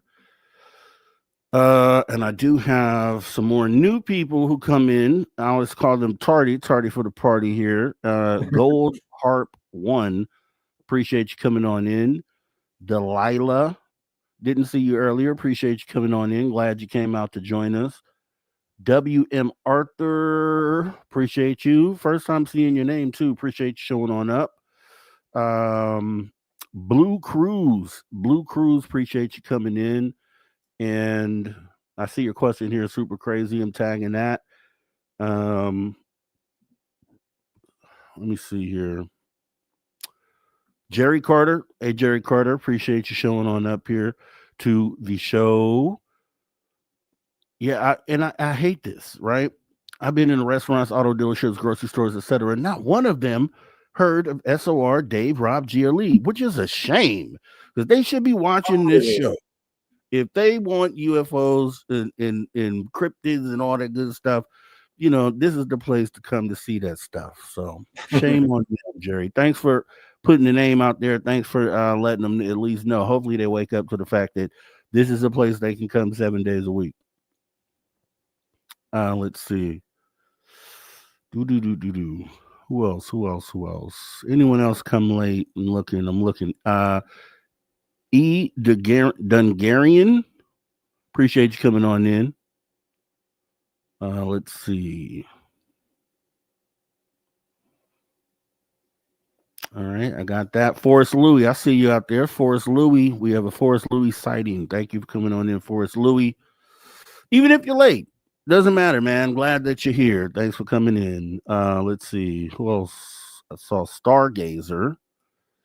Crafts I saw were massive triangles. They were moving about 30 miles per hour. I still want to see a triangle. I have not seen a triangle. I've only had 2 UFO sightings, and they were both the same type of objects, these little round white things, metallic, probably 3 to 5 feet wide, moving almost, they were flocked together like birds is the only way I could explain them. And they had these black things that were moving in and out, like I just call them pipes because that's what they look like, but sometimes they be in, sometimes they be out, and they were moving like really fluid, like they were alive, which is for me mind-blowing. Then they all disappeared in the sky one time. It was like 47 of them. They all disappeared at once. Clear blue skies, you know, no, not a cloud in the sky, 108 degrees Fahrenheit. It was in August, and I got it on film, which I think is amazing. And the second UFO or object that I got was on film too in Reno, about a mile away from the airport in Reno, Nevada. I've been lucky enough to capture this stuff on film. A lot of people don't get to, and it's just a story. But I was lucky enough to do that. Thurston, thank you for coming in. And you said hi, Matt Gutka. Matt Gutka's here. I don't see his name. Where's Matt Gutka at? I must be missing. Okay. I don't see Matt Gutka, but hey, Matt Gutka, thanks for coming in too. Francis Tremblay, appreciate you coming on in. Red Leader, appreciate you coming on in. Another good show, Preston. Thought you should know that. Red Leader, thought you should know that. And then there's Matt Gutka. Appreciate you coming on in. Okay. Forrest Louis says, 1965, I was playing with a flashlight out back windows overlooking the lake. It was hovering over power lines, and every motion I made, it mimicked. And that night, 3 beings visited inside my house. 4 family members visited you and 4 family members. Wow. That's Pretty awesome. Yeah. A sighting often is a prelude to a much closer encounter. That makes me scared, Preston. It makes me scared because I feel like the next thing for me, just based off, and most of my stuff is film. Everybody here has seen it. I've shown it a million times. It feels like the next thing is one of these contact events, because I've never had contact directly with any sort of extraterrestrial. I know they're in the crafts, but I haven't had one just in my face where I could communicate with it. And every time I walk down a dark hallway, I just feel like one is just going to be there, just standing right there. I'm going to turn the corner. This is going to be standing there, and we're going to have this contact moment. And this is the thing that frightens me, even though it may be a great experience, but to see something that doesn't look human and to just see it, I think just the shock of that for me is just going to be like a, whoa, wait a minute. Have you had anything sort of like face-to-face sort of stuff yourself?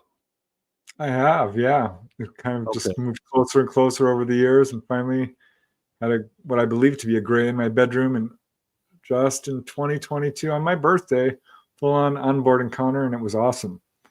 Okay, let's talk about that. We're coming back from break right now. All right, everybody, welcome back. Spaced Out Radio, the After Hours radio show. We're back with Preston, Dennett, the legend in this field. Guys, we're going to be getting into your questions, too, on this back half of the hour, so make sure you put them in caps. I've tagged a few great ones. We'll be asking those. Also, if you miss any of tonight's conversation, all you got to do is hop in the archives, 100% free. YouTube.com/spacedoutradio as we jump right back into the conversation. So, Preston, I want to make sure we get this one out the way. You stated that you have asked you if you had during the break recent or any sort of face-to-face extraterrestrial contact, because I would be afraid to do so. And I feel like that's the next shoe to drop for me. And I'm just afraid of just turning the corner. Every corner, I look around every corner. I had a shadow person in my house once. Every time I walk past that place, I look over to see if it's going to be there. And I feel the same way with the contact of extraterrestrials. I asked you if you had any sort of contact event, and you stated yes, you did recently. Could you go ahead and talk about that real quick? Yeah, have no fear, Rob. Fear, if you can overcome it, is incredibly useful in all forms of your life. They're not here to hurt us. I keep saying it. And that's what the evidence is showing us. I had a missing time encounter as a young man. Didn't really remember, but started to get flashbacks of it. And over the years, I came to realize, having had a number of very close-up sightings, that this is in my family. My brother had a very close encounter, as I mentioned. He had a little implant in his arm. My sister had a missing time encounter. So it's in my family. And yeah, on my birthday in 2022, I was just dreaming in my house in Reseda, Southern California, and was pulled out of that dream and found myself being pulled through the wall. I saw it open up. I'm like, whoa, and weirdly recognized the feeling, because it's this electric feeling of being pulled up into a craft. And I knew exactly what was happening. And I'm like, wow, I'm getting taken. I hope I get to stay with them. That was actually what I was thinking. Because, yeah, I've got memories of being on board. But this was fully conscious, and I'm hurtling through space. And next thing I know, I'm lying on a table in the center of this big round room. It's so cool, because I've talked to so many people who've described this. And here it's happening to me. There's these little guys around me who I'm not really looking at, but they're short. You know, they're 3, 5, 4 feet tall. And there's this tall lady who's probably 6 feet tall, really rail thin, wearing this beautiful snow white jumpsuit without anything on it. And she's a hybrid. It's the best way to describe it in a word. She had big, large, wraparound eyes, but looked essentially human. Tiny little nose, very thin mouth, smiling at me and bending over and saying, "Are you all right? Are you okay?" And I was fine. I was ready to get up. And they're like, no, we need to check out, that you're okay. I said, listen, I'm fine. I'm absolutely fine. They're like, no, we just need to check. So that went back and forth a few times until finally I said, okay, get up. And I leapt off that table and I looked around, and yeah, I was in this big round room with windows all around it. There was 2 rows of people who were out of it, in a trance, standing in the center. I tried to talk to them. They wouldn't talk to me. I walked up to this very tall gray. Now, I didn't know this at the time, but this was Dolly Safran's craft, one she pilots. That's her main contact. She calls Mama, this tall gray. Beautiful. She was absolutely the epitome of grace and elegance and intelligence and nurturing and love and wisdom. I mean, she blew me away wearing this white smock. And I walk right up to her, and she tilts her head, gives me a tiny little smile, and says, "So, telepathically, is this what you thought it would be like?" And I said, "No, it's not. It's much better." because it was. I felt so good there. I don't know how to describe this, but you're in a place of incredible comfort and wisdom, and it was just awesome. And I asked if I could explore, and she said, "Go ahead." So I'm walking back and forth. I saw grays off in the corner, kind of on the far side of the room, rather. And that did make my heart leap up a little bit because they look different. Like, wow, I didn't get too close to them, but yeah, that kind of like, whoa. And I saw a lady who was fully conscious and having a good time. So I walked up to her because I want to get her name, right? I want to get her address. I want to talk to her. And as soon as I approach her and I'm about to ask her something, this craft drops down to the ground. Because I look over at the edge and I can see the earth. It is curved. It is round. For all you flat earthers, the earth is round. I saw it.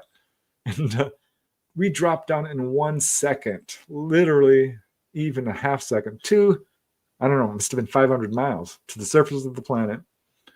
And the craft rocked a little bit and it shot back up. I'm kind of shortening events here a little bit, but then I walked back over to Mama, the tall gray, and she hands me this glass-looking tumbler, thick tumbler of green liquid, and tells me to drink it. I trusted her. I sniffed it, took a sip. It was thick, green, slightly sweet. And she took it back, and I'm like, hey, you said I could have this. This is mine. And she looked at me like I was crazy. Like, you really want another sip? I'm like, yeah. Turns out this is sort of medicine to protect you from the gamma radiation that is going on when you're up there, on the edges of our magnetic field. And that's all I really remembered. I woke up back in bed, but I was thrilled. It was like so cool. I would have absolutely stayed if they'd let me. It was running through my mind the whole time. But no, I had to come back and do my mission. Let me ask you this. And this is, I'm doing a show on this on my personal channel here coming up soon. And about this, what I'm about to ask you. So we talked about earlier about age of disclosure, and the reason why I wanted to actually talk about it is because they brought up this graph of the legacy program, and it just showed that they believe the CIA is the one that's kind of in control of all this, and that the Department of Energy is involved. Also, the U.S. Air Force, who we don't ever hear from, and it would make sense that they're guilty as well on some level, and that government contractors as well. And so when I think about that graph, I think about Department of Energy and government contractors probably working together on this derivative of alien tech and trying to recreate it, the propulsion systems at least, and then also the United States Air Force. Okay, here's where I'm at. So government contractors, I think, are the ones that are having the craft, whether they retrieve it or the United States Air Force retrieves it, brings it to the government contractor. They work on reverse engineering efforts. Then I think I have to ask the question, where are the bodies? Where are the bodies? If you had to guess, or from anything you've heard or researched, where do you think the bodies are? The bodies they retrieve, whether they're alive or whether they're passed away, where do you think those bodies go? Who's holding them, do you think? I think our highest levels of the military in a number of bases across the United States and the world. I think there's a lot more than we realize. Certainly Wright-Patterson, but many Air Force bases have been implicated in this kind of thing. Edwards, for sure. Norton Air Force Base, a lot of them. We've got these deep underground military bases all over the world. And yeah, this is being controlled by the intelligence agencies, the highest levels of the military. The Navy is, I think, the real source of a lot of this. But yeah, like you said, partially the military-industrial complex as well. There's a cabal. There really is, this group of people who are controlling all of this. And it's unfortunate because this is information that we all deserve to know about.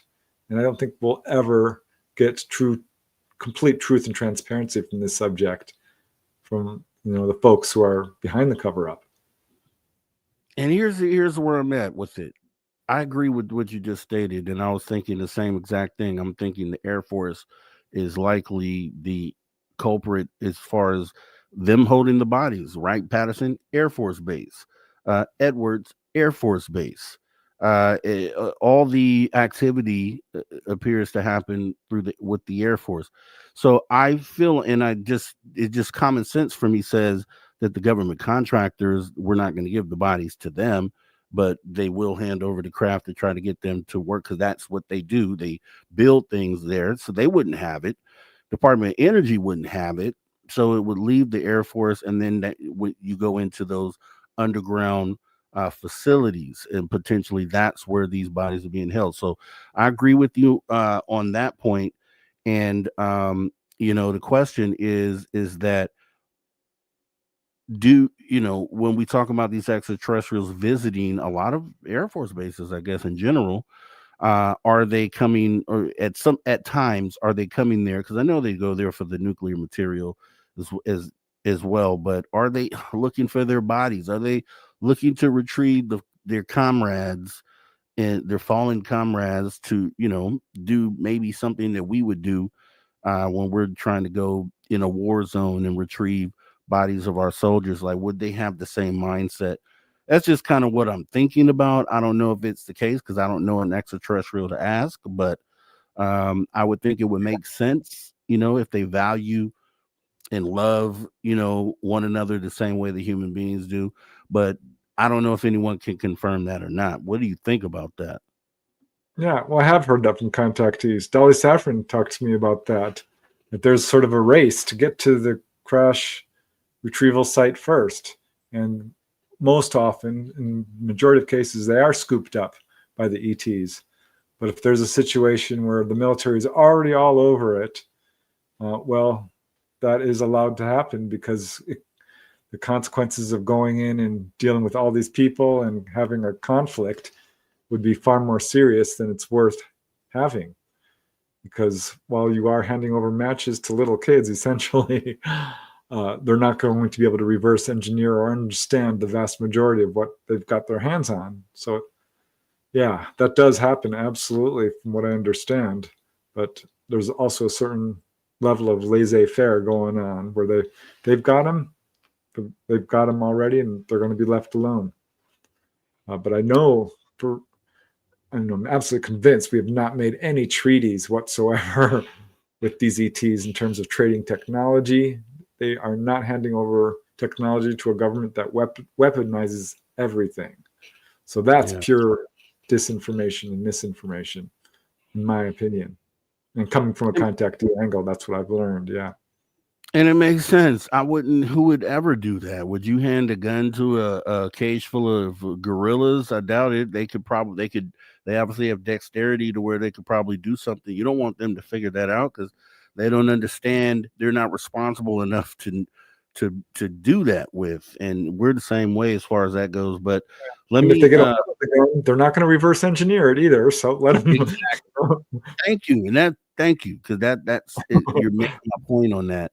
That it just doesn't seem like that would be anything that they could do. But let me ask you this. I also wanted to make sure I ask you this. Do you think that what do you think is the whole deal behind Antarctica and the people that, say there's a hole in Antarctica, things are living underground? Do you think there's anything to that? I think, I'll tell you what I think after you say what you think. Yeah, no, I don't. And I finally just did a deep dive on both the Arctic and the Antarctic to see what I could come up with. And I did these videos on my YouTube channel because there has been some really remarkable activity down there. But what I think some of this comes from is the fact that our planet has flipped on its poles. And what we call the Arctic wasn't always, the North Pole or what have you, or the Antarctic. So there is some stuff under there that would be incredibly shocking in terms of, perhaps ancient civilizations, or the remains of one, rather. So I think that might be where some of this is coming from. So I don't know. That's not my area of expertise. But that's kind of what I found when I did my own research on that there's stuff going on there that's very much covered up. Because our military is up there doing all kinds of stuff. I think they've probably got a supercomputer down there in the Antarctic that is, bad news for all humanity. There's, rumors of that going around. Definitely there's stuff up there that our government is hiding from us. So I don't know. Here, this is what I think, and also, I'm gonna talk about this on this show that I'm doing. It's called "Where Are the Bodies" over on the Social Dig. Make sure you guys go check that out coming this week. But my thought process was, and I'll kind of briefly say this, is that obviously Antarctica is a place where you won't find humans. There's very few humans that are even there.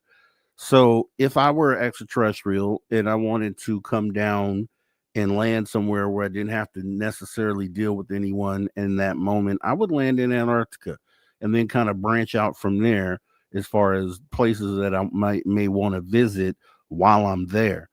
And it would make sense that maybe that's the reason why there's so much activity in South America, right? Because the South America is literally the tip of South America.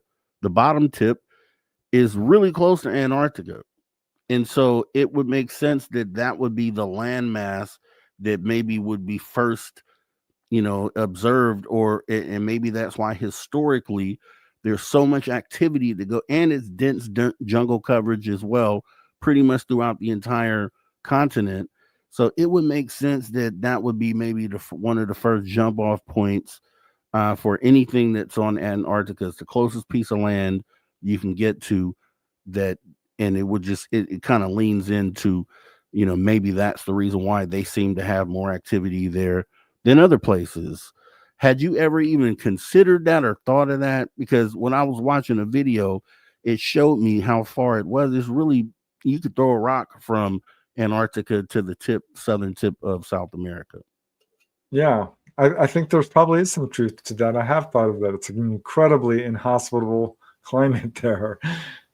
Humans cannot survive there for any length of time. And Wendell Stevens talked about his research there, where he talked to pilots who said that there was stuff coming down there, landing on the ice caps, taking off. It was a big deal. It was what really got him involved in UFO research. So I think there's probably some truth to that. But yeah, hard to say for sure. I don't like to speculate in this field. It's so easy to go off on this wild tangent. And so I really stick to trying just to do objective reporting and getting the information from contactees so we can figure out what's going on here. But yeah, that's a very interesting area to do research on this subject. Yeah, I think we've all been given common sense for a reason.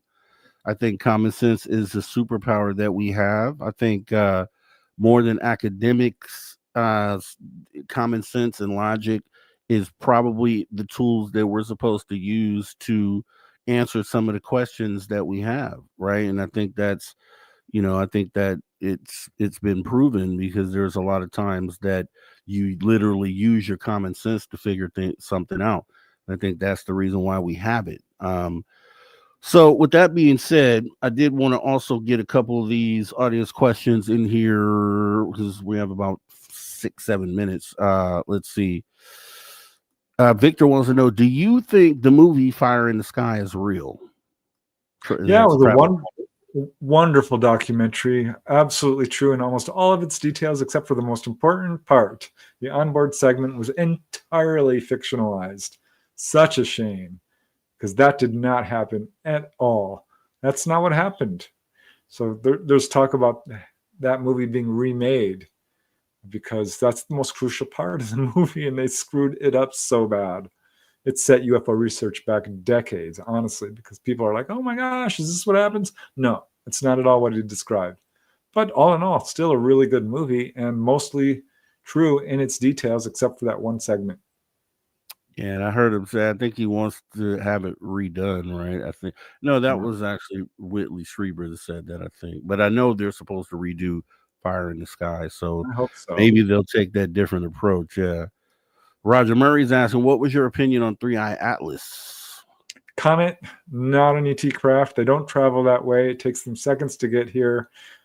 They travel interdimensionally. It's perhaps unusual. Our optics are much better these days in terms of the telescopes, the James Webb telescope. So we're seeing stuff that is surprising, certainly.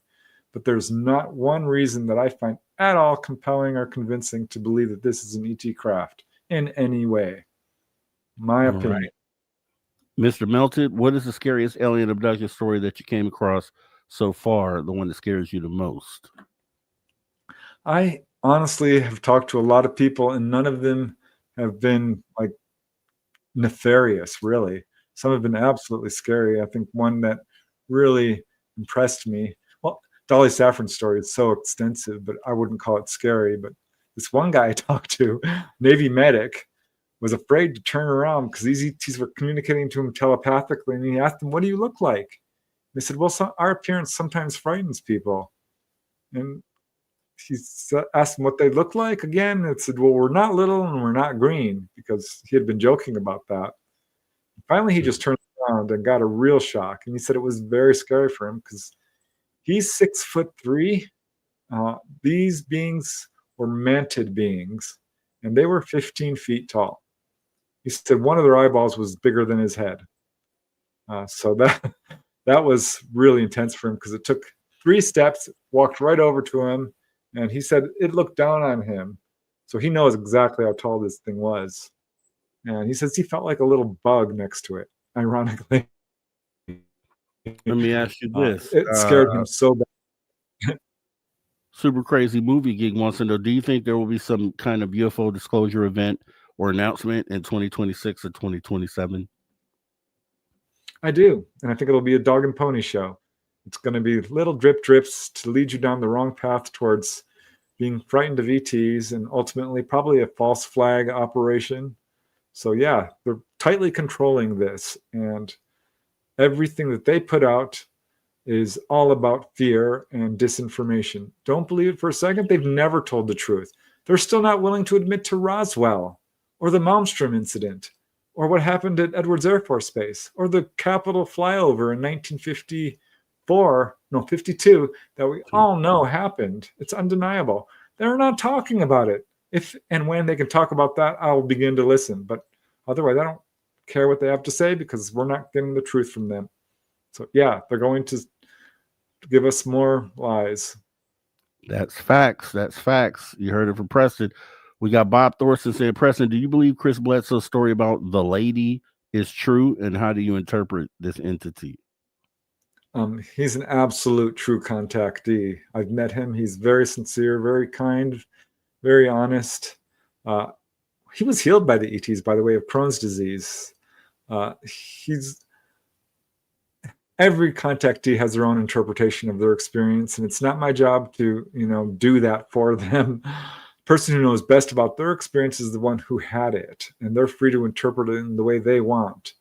I know he's got some deep religious convictions, so that I think may paint his perception of what's going on. Whether it's true or not, I don't know. But yeah, I do think that he had an encounter, no doubt in my mind. Let me squeeze. There's one more question I want to squeeze in. We have like 45 seconds. And also want to tell people where they can find you. But W.M. Arthur wants to know, what do you think of Phil Schneider and the underground bases? Disinformation, in my humble opinion. But I would like to add, just because you put this, what I've learned may shock you on your title, that one of the things I have learned is that we ourselves are ETs. We did not evolve on this planet. Contact is far, far more widespread. 1 in 40 people at least have been on board. So that I think people need to know, that we ourselves are very, very closely related to the ETs. And essentially, they are all human. They are us. We are them. We, as far as I can tell, actually used to live on Mars. So that, I think, is information that some people might find shocking, and that we're facing an existential crisis where ETs will probably scoop us up off this planet. If that happens, that's going to be shocking. Really quickly, where can they find you in all of your work? Super easy to find on social media. Just punch in my name. I've got a YouTube channel, a website, PrestonDennett.weebly.com. On Facebook, Reddit, Instagram, and other platforms. Listening to all right. Thank you once again, Preston. You're always awesome, man. We'll talk again soon. Where you can I look forward to it. All right, sir. Take Spaced care. Out Radio. Spaced Out Radio. You've tuned your dial to the right frequency.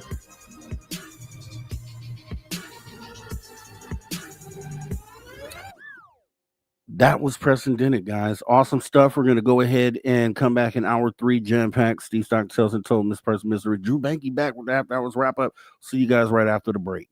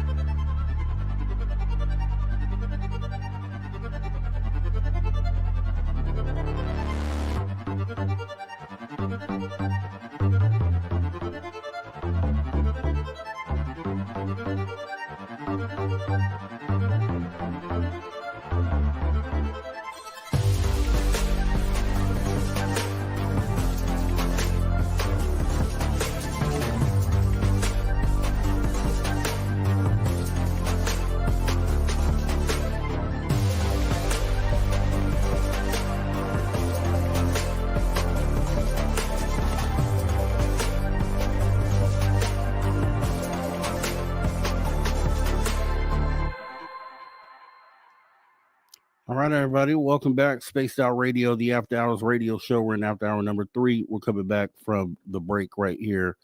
Just a moment. Make sure you hit the like button, guys. Let's get ready to go. All right, everybody. Welcome back. Spaced Out Radio, the After Hours radio show with me, your host, Mr. Rob G. We are back. Hour number 3. It's been awesome, guys. We have Preston Dennett, the man, the myth, the legend, UFO researcher, author, great guy to know, historic in this field. Once again, if you missed any part of that conversation, make sure you hop in the archives, totally free, youtube.com/spacedoutradio. And we're going to get ready to hop into some Steve Stockton Tells Untold Missing Person Mysteries right here on Spaced Out Radio, guys. Let's go ahead and jump into it right about now. Welcome to Tales Untold and Missing Persons Mysteries on Spaced Out Radio's After Hours. My name is Steve Stockton, and I'm here to take you on a journey of mysteries, legends, and true stories. Come, join me on this strange adventure of Tales Untold and Missing Person Mysteries. Mysteries of New England.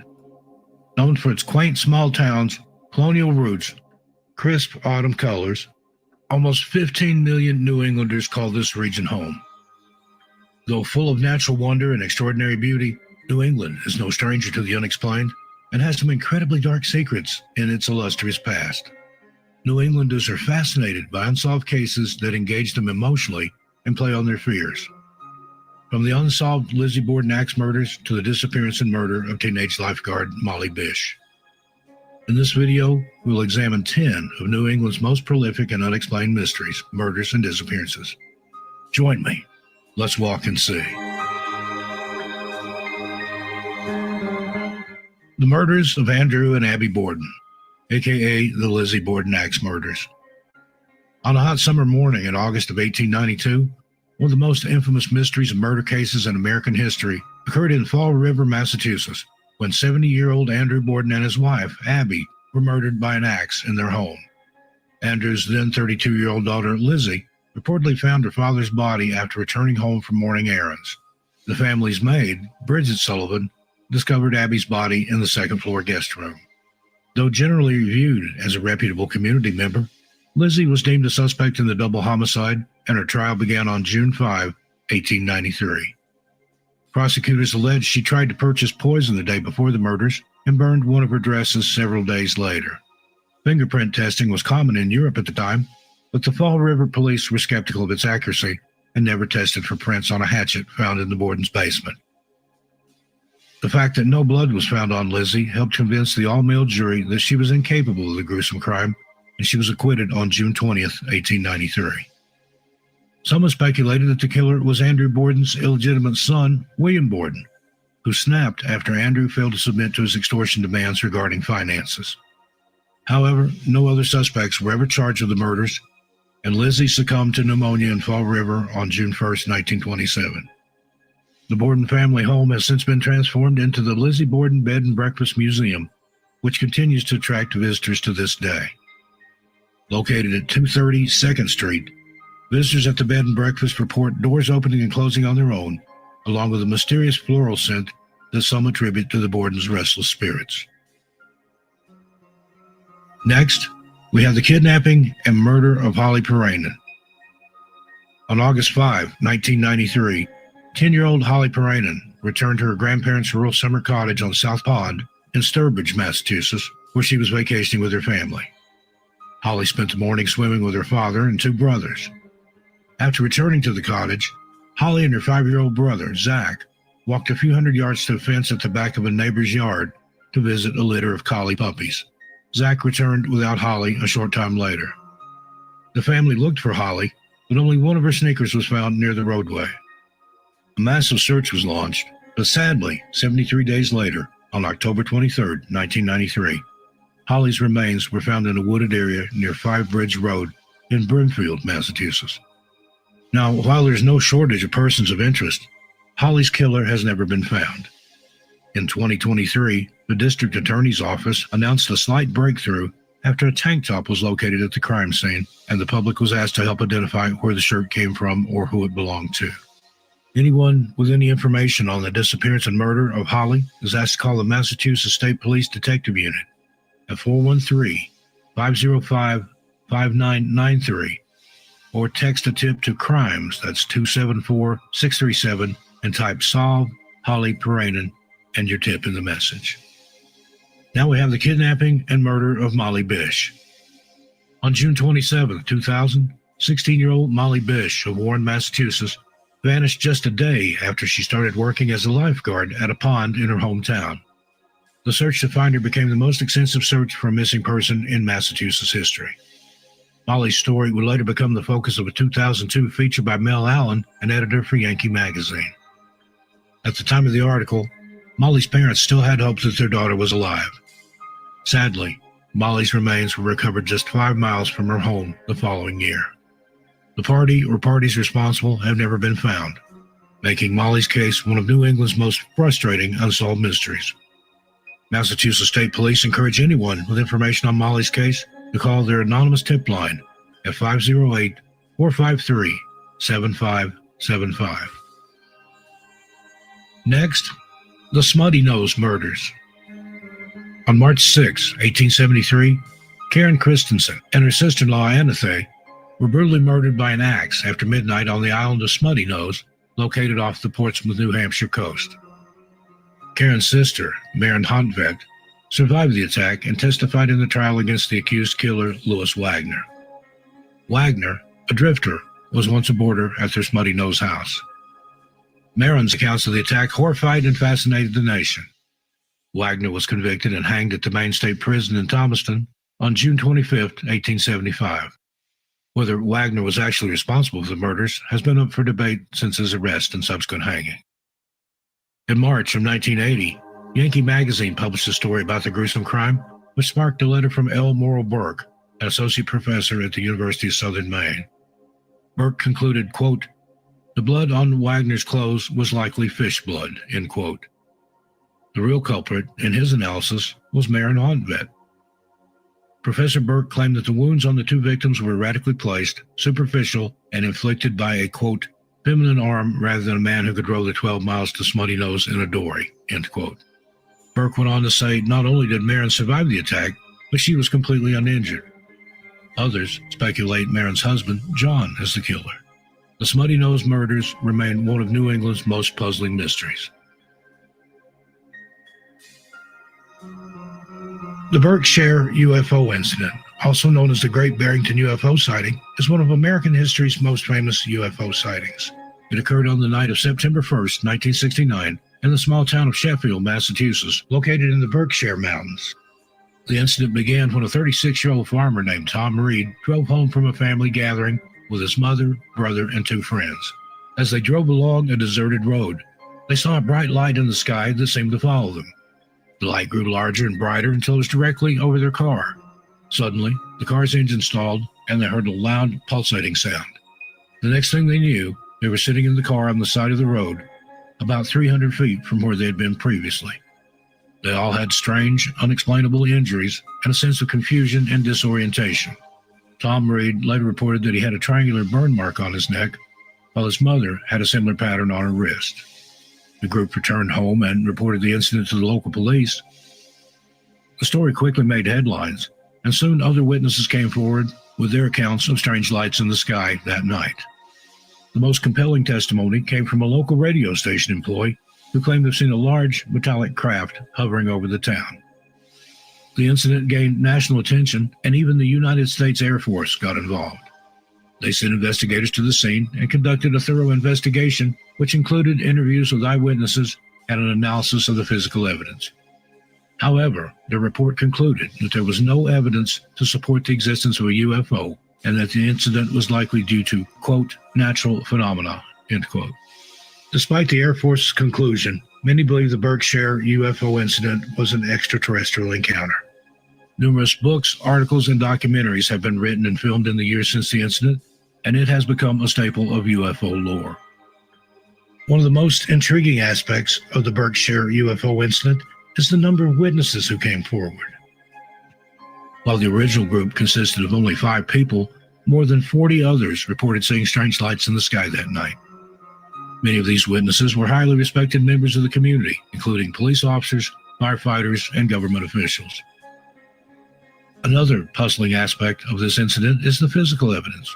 The triangular burn marks on Tom Reed's neck and his mother's wrist are challenging to explain, and some have suggested that they are evidence of alien abduction. The fact that the car's engine stalled and the group sensed a sense of disorientation is also consistent with other UFO encounters. The Berkshire UFO incident is one of American history's most intriguing sightings.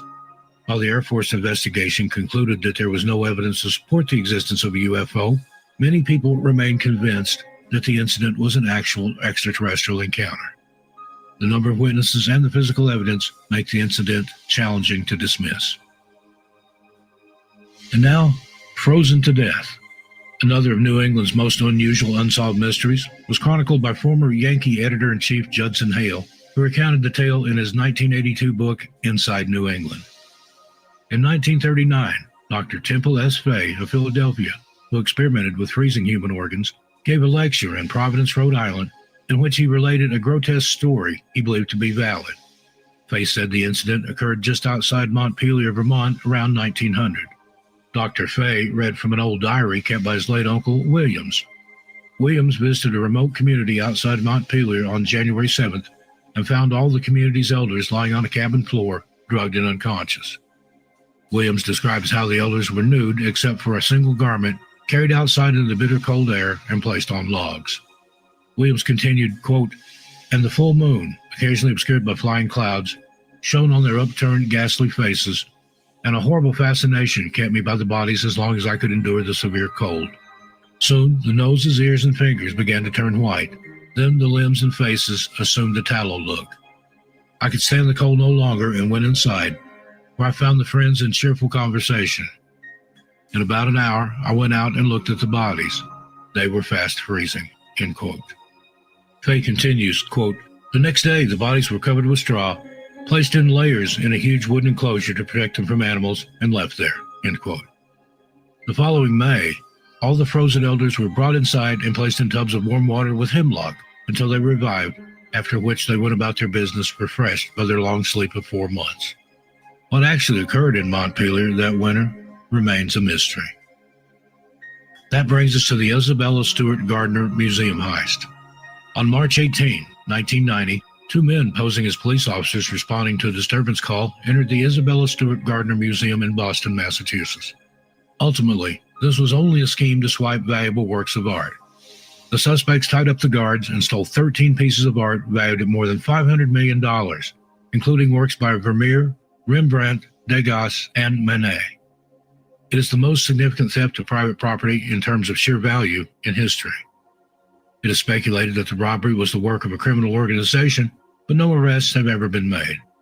The Gardner Museum continues to offer a monetary reward for information leading to the recovery of the art, and the spaces in the museum where the paintings once hung remain empty.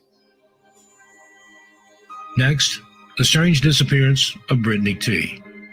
On January 10, 2023, 35-year-old Brittany T. vanished after leaving the Brookfield, Massachusetts home she shared with her boyfriend. Brittany's vehicle reportedly was not working, and she left on foot on one of the coldest nights of the year. Brittany's loved ones say it's unlike her to disappear without making contact. She was reported missing by her family a few days later, prompting an immediate search of the area. The case had a heavy social media presence from the beginning, and a Facebook group keeps the public notified of any updates. Local woods, backyards, parked cars, and parks, such as Lewis Field, near where Brittany was last seen, were searched. Among those interviewed were Brittany's boyfriend, who was described as cooperative.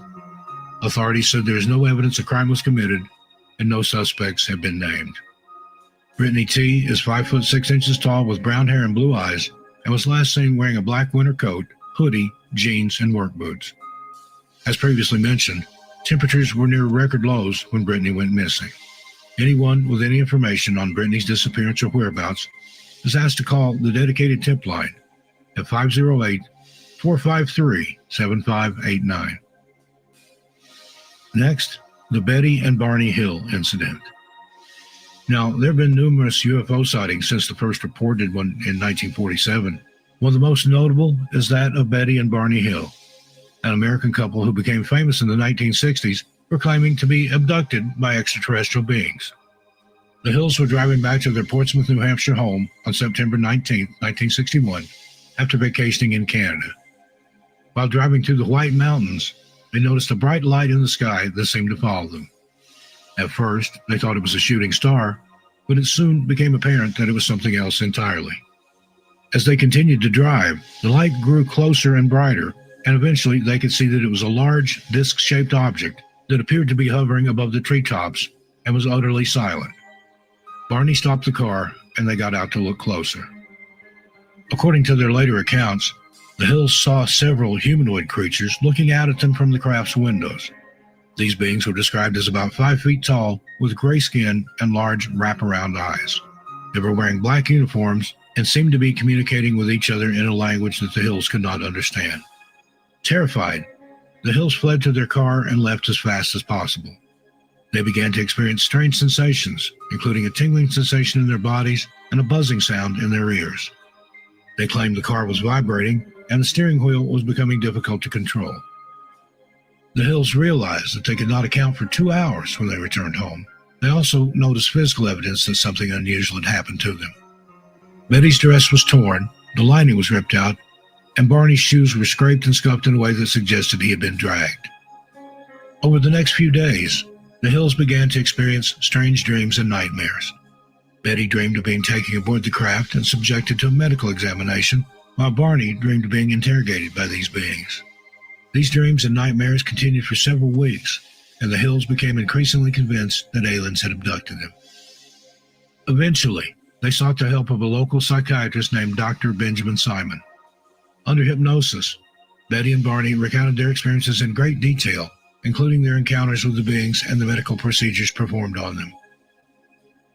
According to Betty, the beings had shown her a map depicting a series of interconnected lines and dots representing various stars and star systems. She would later draw the star map for Dr. Simon. The Hills' story became the subject of much debate and controversy in the following years. Skeptics argued that the Hills' experiences could be explained by sleep paralysis or other psychological phenomena, while believers saw their story as proof of alien visitation. Despite the controversy, the Hills' story has remained one of history's most well-known and influential cases of UFO abduction. It has inspired countless books, movies, and TV shows, and continues to fascinate and intrigue people worldwide.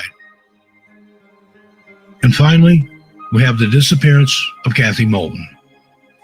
On September 24th, 1971, 16-year-old Kathy Marie Moulton disappeared after school in the downtown area of Portland, Maine, after being dropped off by her father to go shopping. Kathy was supposed to take her bus home for dinner and then attend a dance at the YWCA with friends later that night, but she never returned. Her father, Roy, drove around the city looking for her, while her mother, Claire, called neighbors and friends to see if anyone had seen Kathy. The search for Kathy was marked by frustration. Investigators seemingly failed to investigate why she'd gone missing, and witnesses were unwilling to explain what happened. Retired Portland detective Kevin Cady, who worked on the case in the 1990s, said, quote, "This wasn't in the press. This wasn't a big talked about thing like it might be today with social media. It certainly would have gotten a lot more fanfare now," end quote. The attitudes of the era were that she was probably just rebelling or protesting, or ran off with her boyfriend if he got drafted. It was not taken with the seriousness that it was to our family, said Kim Higgins, Kathy's younger sister. In the years since Kathy's disappearance, detectives painstakingly pieced together her movements on that fateful day. They theorized she was taken from Portland against her will by an older boyfriend and his acquaintance. She was prevented from leaving while working on a potato farm in Aroostook County, then died on a Maliseet-Tobique First Nations reservation in New Brunswick. The Moultons never stopped talking about Kathy and pushing the police to do more. Roy Moulton died at age 92 in 2017 without ever knowing what happened to his daughter.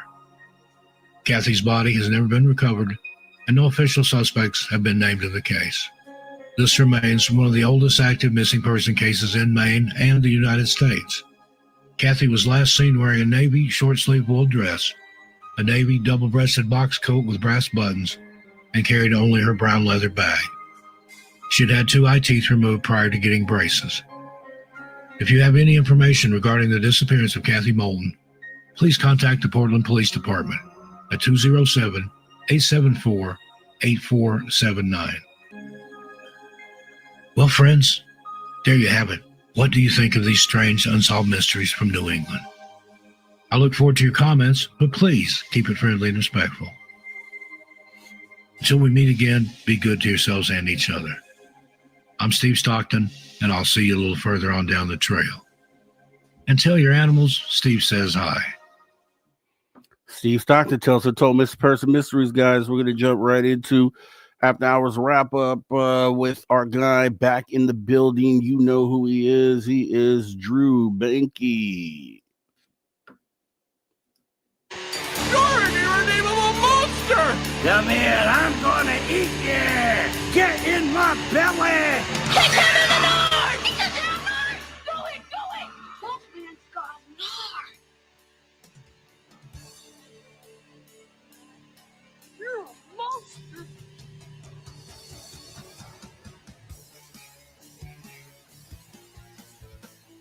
Yes, the After Hours wrap up back in the building.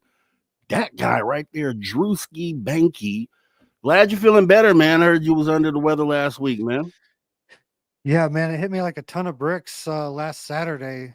So I was getting prepared for the show last weekend, and man, just I don't know. I got really high temperature, and man, by the time it was time to go live, there was no way that I was going to be able to, to set in front of this camera at all. I had such a bad fever. I don't know what was going on, but all my fingertips felt like they were tingling like really, really bad. Like they were like freezer burnt, like needle pricks, like frostbite. Yeah. Each one of my fingers felt like they were like frostbite, like I was about to lose them. And it lasted for a while. It got kind of scary, but feeling better. Not 100% yet, but feeling a lot better. Dude, speaking of frostbite, it is freaking cold all over the country. As far as I can tell. I mean, I'm in California where it's not supposed to be this cold right now. Excuse me, and it is freezing. I have right here in the office. I have a space heater on, but only the lower half of my body is warm. I'm freezing up here. I need to put a coat on, but yeah, it's I don't know, man. It's when the cold hits, that lets you know what kind of cruel world that you live in. It's like this world can really take you out at any moment. For sure, man. Yeah, we was coming. Let's see, we went to the grocery store the night before last, and it's been snowing a lot here too. I think we got over a foot of snow already this winter. We got like 10 inches the other day. It snowed for over 24 hours, but I was coming back from the grocery store the other day, and it was late, after 5. It's sun goes down real early around here, but it got down to -5 by the time we got home. And that's Fahrenheit too, right? Yeah, Fahrenheit. Yeah. That we do Fahrenheit in the United States. That's freezing, dude. I said, and I didn't know. I assumed you were dealing with the super cold weather. And I was like, dude, I was sitting there thinking like, dang, if it's cold here where I'm at, I can just imagine in the mountains of Colorado, this dude has to be. So I totally, would expect you to be sick at some point. And I think I was feeling sick earlier today before the show. I just wasn't feeling it. But I was like, nah, we got to get out here and do this thing, man. Especially with Preston.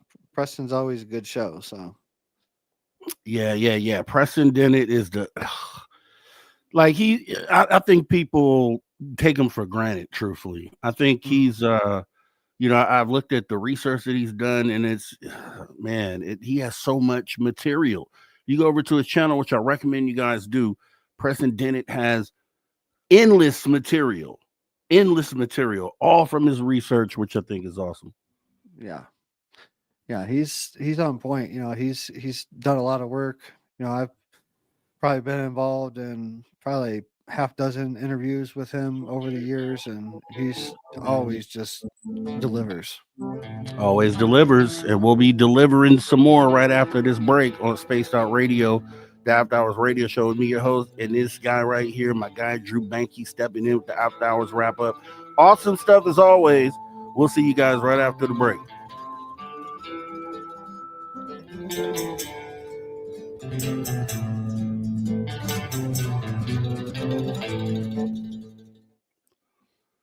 All right, we're clear. And someone says 43 degrees Fahrenheit here. That's Jim, Bim Jim. 40. I don't know how cold it is. Now I want to look. It's probably on my phone. Let me see here. My phone is freezing cold. Put it like that. That's how cold it is. My phone is cold. Let me see.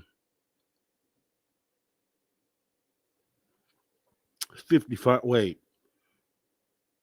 Let me see here. It's going to be 55 degrees tomorrow, which they said is 4 degrees warmer than today. So that means it was only 51 degrees here. Yeah. We had, let's see. I hate how this Google Maps, this Google weather thing works. Let me see here. It's confusing. Right now, and let me see if I can show it. Right now here, does it come across? Nah. 45 degrees right now in California. That's crazy. Yeah, today was 51 degrees. We reached as a high, and it'll be as cold as 38 degrees tonight. For you, that's a summer day, right? Because you're man, I would love it right now if it was like that. That's what I'm talking about. I don't know how you do it, man. I can't, I've been in the snow. I like to go to the snow. I don't like to live in the snow. It's just all that shoveling work that you have to do all the time. That's crazy. And people think, oh, it's just shoveling. No, that snow is heavy. It gets heavy, when it piles up like that. Yeah, no, it's raising animals and stuff. This is what the water situation is hard this time of year because normally you just fill the horse trough up and every couple of days, and this is an everyday process. You got to carry water out there, and next year I'm gonna fix that. I'm gonna run a line out and have a spigot, so next winter I'm gonna be ready, but it's too late now. And you're in the dead cold where the ground freezes. So like you're grown, but you're not at the other place. So let me ask you this. In the winter, how did that at your old place, that underground, they built the thing underground for the vegetables and stuff? The little greenhouse thing? Yes. Did that stay cool? I mean, how did that work during the winter? It extended the growing season, but I mean it doesn't like a real jalapeno. That's the design that I was going for. A real jalapeno is designed a lot better. It has like cold drops, it has thermal mass. You can put like black tubs of water in there, like 55-gallon the jugs of water, and paint those black and have the sun hit those, and it's like it stores heat and it releases at night. So I didn't have all that, but what I had definitely extended the growing season, but it just wasn't designed properly. That's the thing, man. The cold takes you back, man. It takes you out of, especially when you live like rural, like you. Are you still rural now? Yeah. It's Crestone's an old gold mining town, so from the 1800s, and now it's a spiritual mecca, but it's a mountain town. We're still at the elevation, over 8,000 feet elevation on the valley floor and surrounded by 14,000 foot peaks. But it's different here because we don't get, when the sun rises, it takes for a couple hours before the sun comes over the mountain because the mountain is right here behind me. Where in Blanca, like as soon as the sun rose, like we would get a lot more daylight or sunlight, for solar and stuff like that. And it would just warm up everything a lot more and melt the snow a lot faster. Here it's taking a lot longer because of the mountain. We don't get, sun doesn't crest over the mountain till like 9 o'clock, compared to 7 o'clock, And I'm just thinking about it, like, if the heat ever goes out during the winter, somewhere where it's really cold all the time, if the heat ever goes out, all of a sudden you're back in the 1800s all of a sudden, you know Yeah. what I mean? And it's like life is really not just easy, when you Yeah. live in a place like that. Yeah, luckily, I mean, this house is really designed for heat. It's a straw bale house, so it has like really good R value on it. And there's multiple heat sources. Like we have a propane heater we have two propane heaters that run all the time on thermostat. Coming back right now. All right, everybody, welcome back. Spaced Out Radio After Hours Radio Show. Back in the building with the After Hours wrap up. Drew Banky is in the building, guys. Drew Banky is in the building. We're going to be talking about the interview today with Preston Dennett. Preston Dennett was here earlier. I'm telling you, he was. If you missed it, just hop in the archive, hit rewind, and you'll see Preston Dennett. Hours 1 and 2, awesome stuff. Right here on Spaced Out Radio After Hours Radio Show. So we're back. We're back. And the wrap up is all about talking about what you thought about the guest today. We kind of talked, right before the break about, Preston's just this awesome guy. But what did you, was there anything in particular that stood out to you, or anything that you'd want to say about Preston Dennett, Mr. Preston Dennett? It was just interesting to hear his thoughts on 3i Atlas and some of the current state of events and the age of disclosure. It was interesting to get his take on that, and I could see where he could have that take on the age of disclosure. I get it, but overall, I mean, he's always talking about something different. Like he doesn't really repeat the same thing, as much as he's been on this show and other shows. I've never really hear him repeat cases, a lot. He always has like a fresh idea and fresh stories to tell on all the cases. I know he's really locked into the school instances and things like that. I think he's said in the interview today, he's researched over 100 different school instances, UFO instances. So, that's always interesting to me, how the ET chooses schools to make their appearances from time to time. But he's just, I love his energy, and I just, I always vibe with everything he's talking about. So. Yeah. And it's like, when you think about the data that's out there, if there wasn't one place for you to go to get the data, like you'll find on his page, just a lot of different, experiences, encounters from on the road to in this particular country, or just all over the place. There's a bunch of stuff out there. It's like, where else would you, you could talk to people, and you could probably hop online and maybe go to some Reddits or just different places to kind of get your information.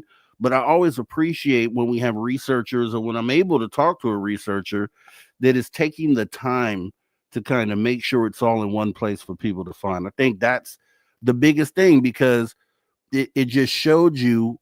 But I'll tell you, I did like the age of disclosure. We did a show on it, and I felt like that's what they did with that. They took all these nuanced pieces of UFO, the community, and kind of brought it into one place. Just one-stop shop to kind of get your basic bare minimum entry level information. And I think it's always, anyone who does that is in this to help, to help move this thing forward. And I always appreciate anybody that's willing to take their time to do that. How do you feel about that? For sure. He's put in 40 years of research, that's no small feat.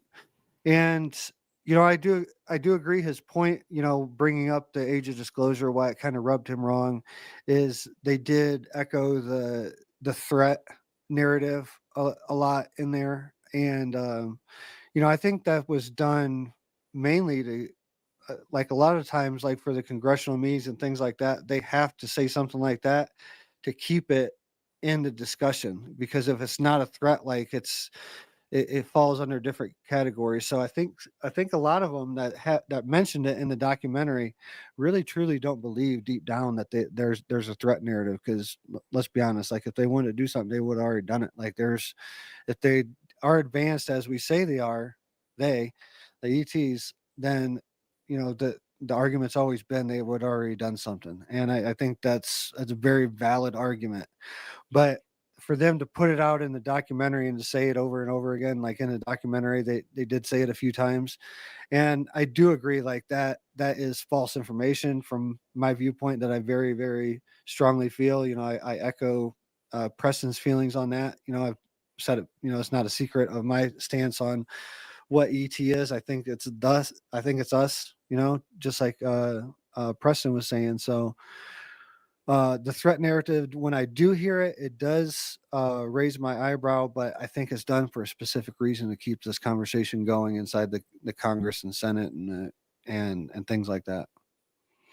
Here's what you gotta ask yourself, and I love Preston, man, and I think these conversations, not everyone is supposed to agree on everything, right? Because no one is technically right, and we have the conversation so where potentially we could come and listen to different perspectives, and maybe one of these will end up being the one. Maybe they are all nice. Maybe we'll find it out once the contact comes.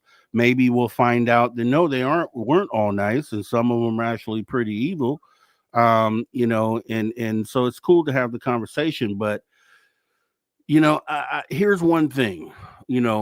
Obviously we know the government is behind all the misinformation, disinformation on this.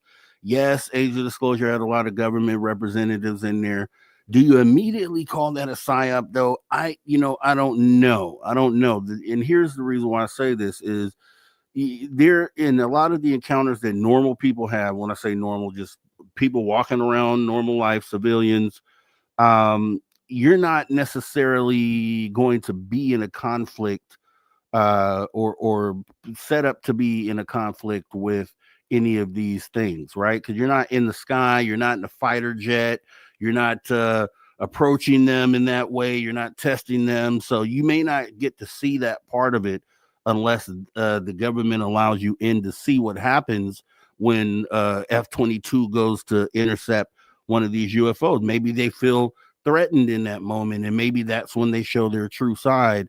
Whereas in a contact moment, just you're in a regular person. They know that you don't have the means to do anything to them. So maybe that's why a lot of people who are experiencers don't really experience the negative side of it. And I'm always thinking through this thing. So I think it would make sense that if someone approached with a F-22 with missiles and all these weapons on it, and you were coming at me at high speed, that could probably be enough to make somebody feel some kind of way, extraterrestrials included, which would make more sense as to why maybe the government has experienced the malevolent side, but then we don't. We only get the best side of it.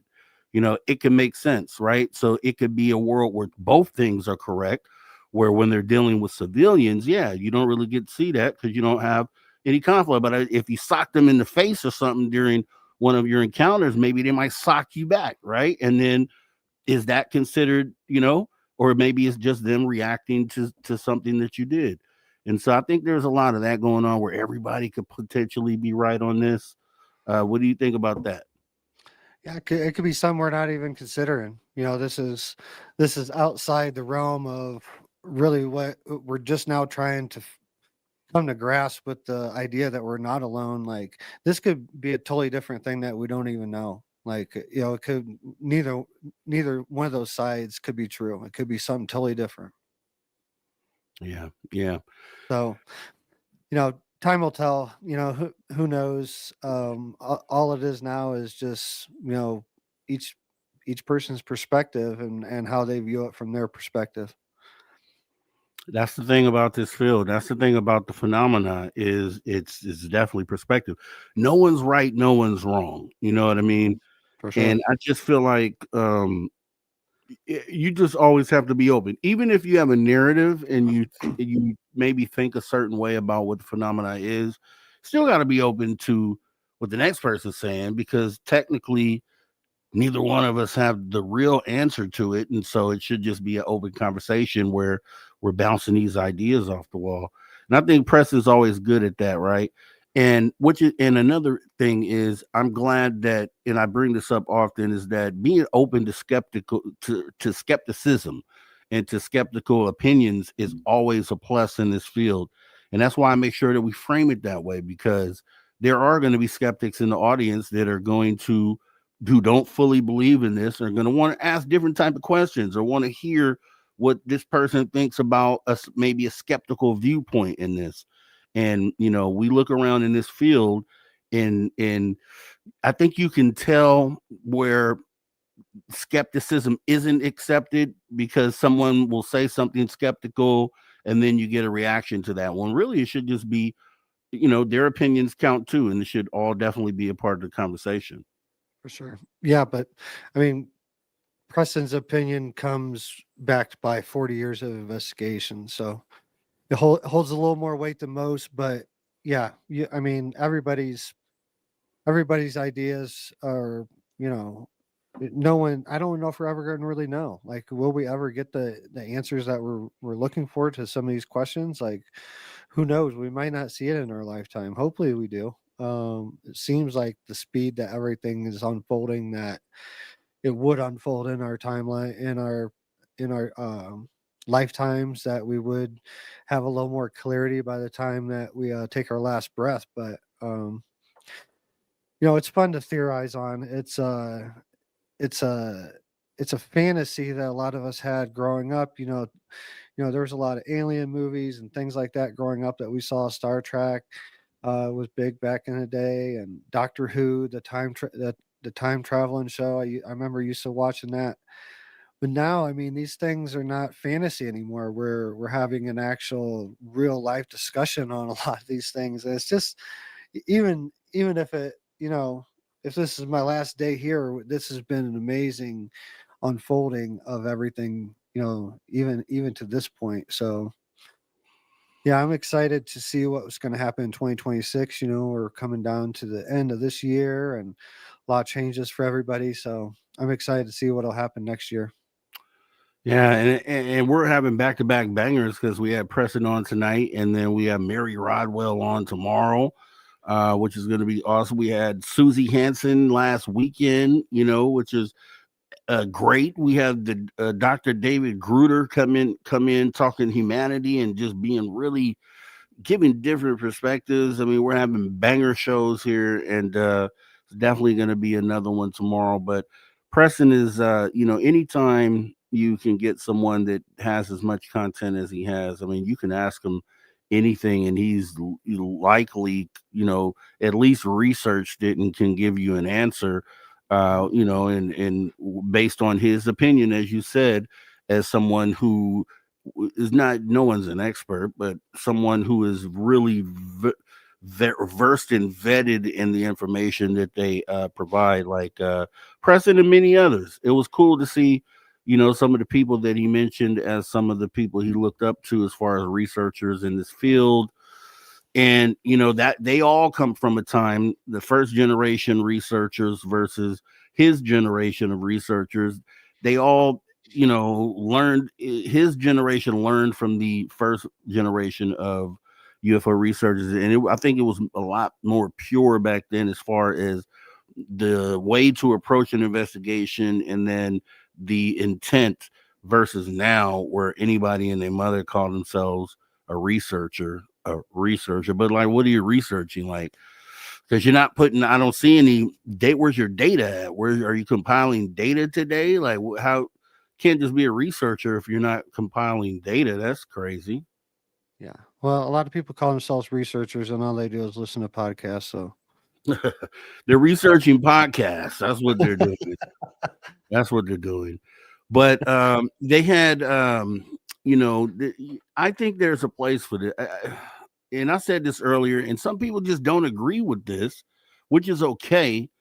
But I just feel like, as I gave the analogy earlier, with these new people coming in, and the only reason I say this is because I haven't been a lifelong UFO person. I'm someone who came into this within the last about 10 years to the realization that this is real. So I still remember very well not being fully into this and looking from the outside in. And so I remember the moment of when I caught the realization, as I talked about earlier, when I saw this report of off-world vehicles. And then I just thought about what that meant and was like, wait, that means UFOs. Like they retrieved something that isn't from this planet. And it clicked for me then.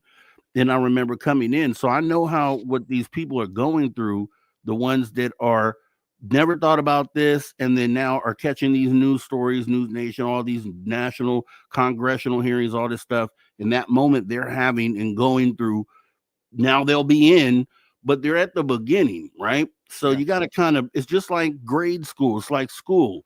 You get presented with the basic stuff in kindergarten. You get to first grade, you get a little more challenging stuff. Then they start, as your education goes on, you get more and more through at you, more technical, complicated stuff.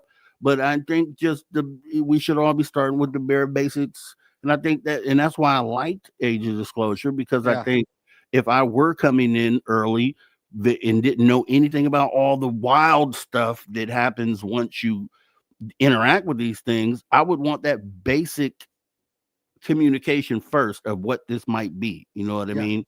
Yeah, no, Age of Disclosure was like a Thanksgiving feast of everything that's kind of been the major points of the disclosure over the past couple of years, and solid stuff that you could really, like, tangible stuff you could really, hold on to. And they laid it out on the table. That's how I kind of see it, as like a big Thanksgiving meal for everybody.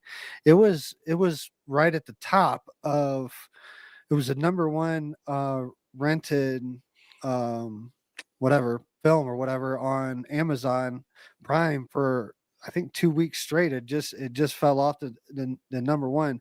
I was talking to my wife about it. I was like, this is amazing for the collective, because you just got to think how many people are watching this to keep that at number one. And that's one of the reasons why I was kind of pushing for it in the beginning. Like, if you haven't watched it, watch it. Spend the $20. Like, get it out there, because if you had the $20 to spend, like, if you don't, like, don't. But if you did have the $20 to spend, keep those numbers boosted, because the more it's up there, people are going to run across it more that may not run across it. And if it's at number one, like it was, it's attracting attention of those people that may not even look at it. But it's going to hit another boost when it becomes free, because there's a lot of people out there waiting to watch it because they just don't want to spend the $20. So. And that's another thing. You bring up a great point with it being, in front. It's going to be in front of everybody. You're on Amazon Prime searching, looking for the Kardashians series, and you come across this, and you see it's number one. You're like, and I pay attention to stuff like that when I go on Netflix or Prime. I'll see what their top 10 movies are to see if it's something I want to watch. Sometimes it's yes, sometimes it's no, and for it to just be there as an option in front of every single person is, I don't know, we probably could look it up, how many millions of people have Amazon Prime subscriptions. They're all seeing that sitting there at number one, which is cool, because they see that there's a lot of people, as you stated, taking it seriously, which I think is pretty awesome. When I look at this and when I get ready to think about what's next, we have 2026 coming in. We have, I believe James Fox, he had that Moment of Contact documentary that he did, which was awesome, about Varginha, the alien of Varginha, Brazil. He's gathered more information. I think the guy he was trying to talk to in the film, he talked to some new people to add more context to the story, and he's bringing more information. So I think he's doing like a redo. I don't know if it'll be the same documentary or if it's just something separate for the new data that he has, but I can't wait for that. James Fox is always someone that I felt like really put his heart into this and really cares about it. I seen the dude cry over UFOs. You know what I mean? Like literally tears out his eye.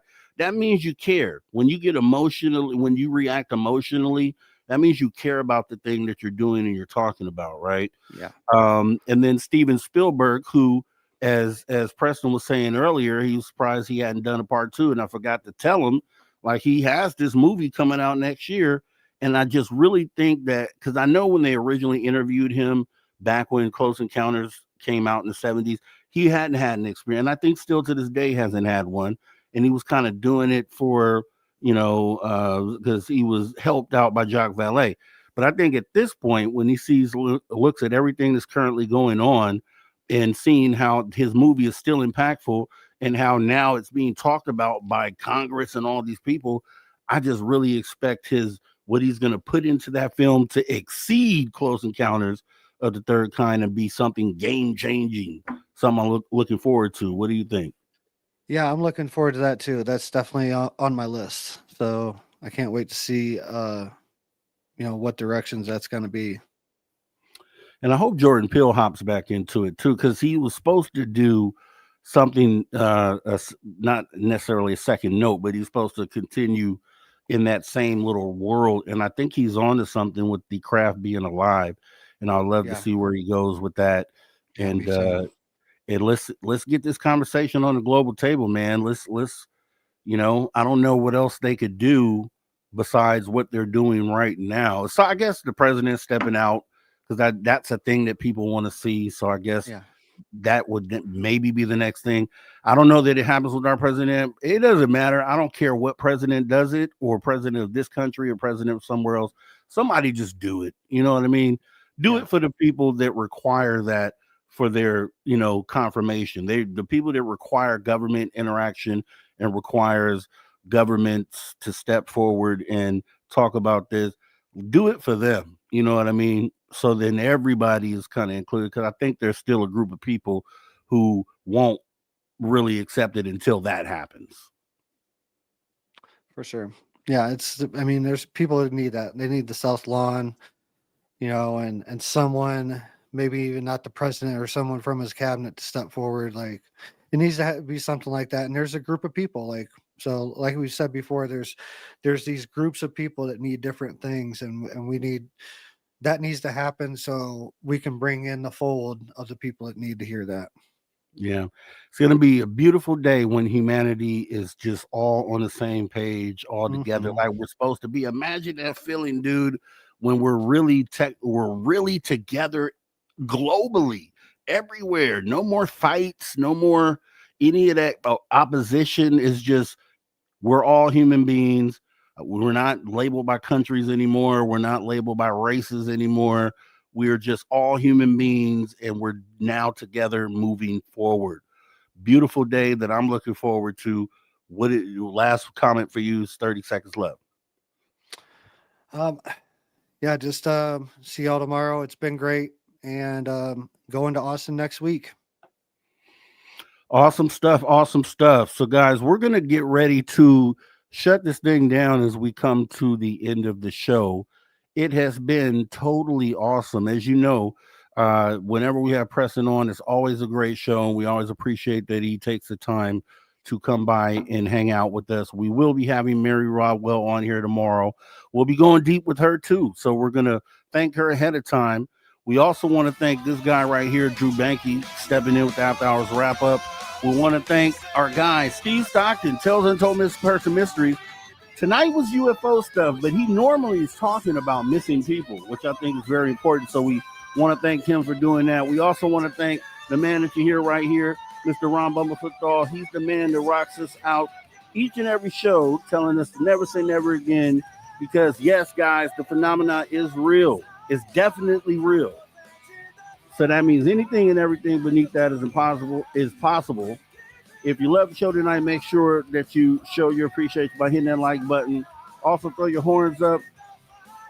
We also want to thank our listeners and viewers online from whenever and wherever the world that you may be listening from. We appreciate you tuning your frequency to Spaced Out Radio, where we do what we do best, guys. What's that you ask, Drew Banky? What do we do? We own the night. We own the night. Remember, the show is copyrighted Spaced Out Radio and Bigfoot Broadcasting Limited. It's been a pleasure serving you again as your host.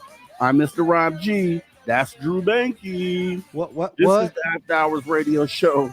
It's all you space travelers out there. You got to remember, this is not a goodbye, at least tonight, or a farewell. But you can best believe we'll be right back here, same time, same place, doing it all again You make sure you guys all take care of yourselves and take care of each other. How about that? Let's do that. One for humanity. We're out of here. See you next time.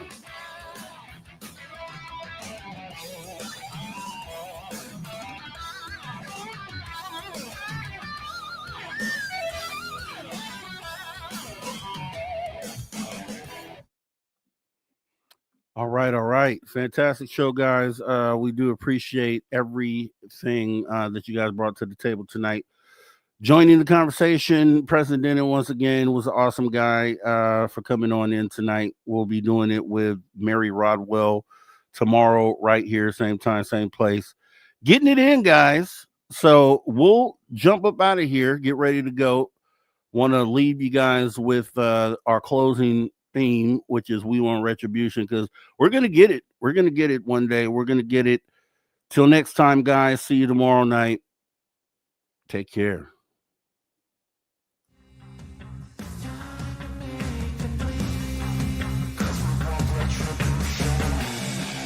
Cause we want retribution. Oh yeah, we want retribution. Oh yeah, we want retribution. Oh yeah, we want retribution. Yeah, we ran out of patience. Boil up with the cold hard hatred. I can feel the vibration. Beat in the streets, it's a new sensation. I wanna break faces on the pavement. I wanna make greatness look complacent. Adrenaline awakened, I can taste it. We can make an impact, grab and then take it. Like a disease, free to their knees.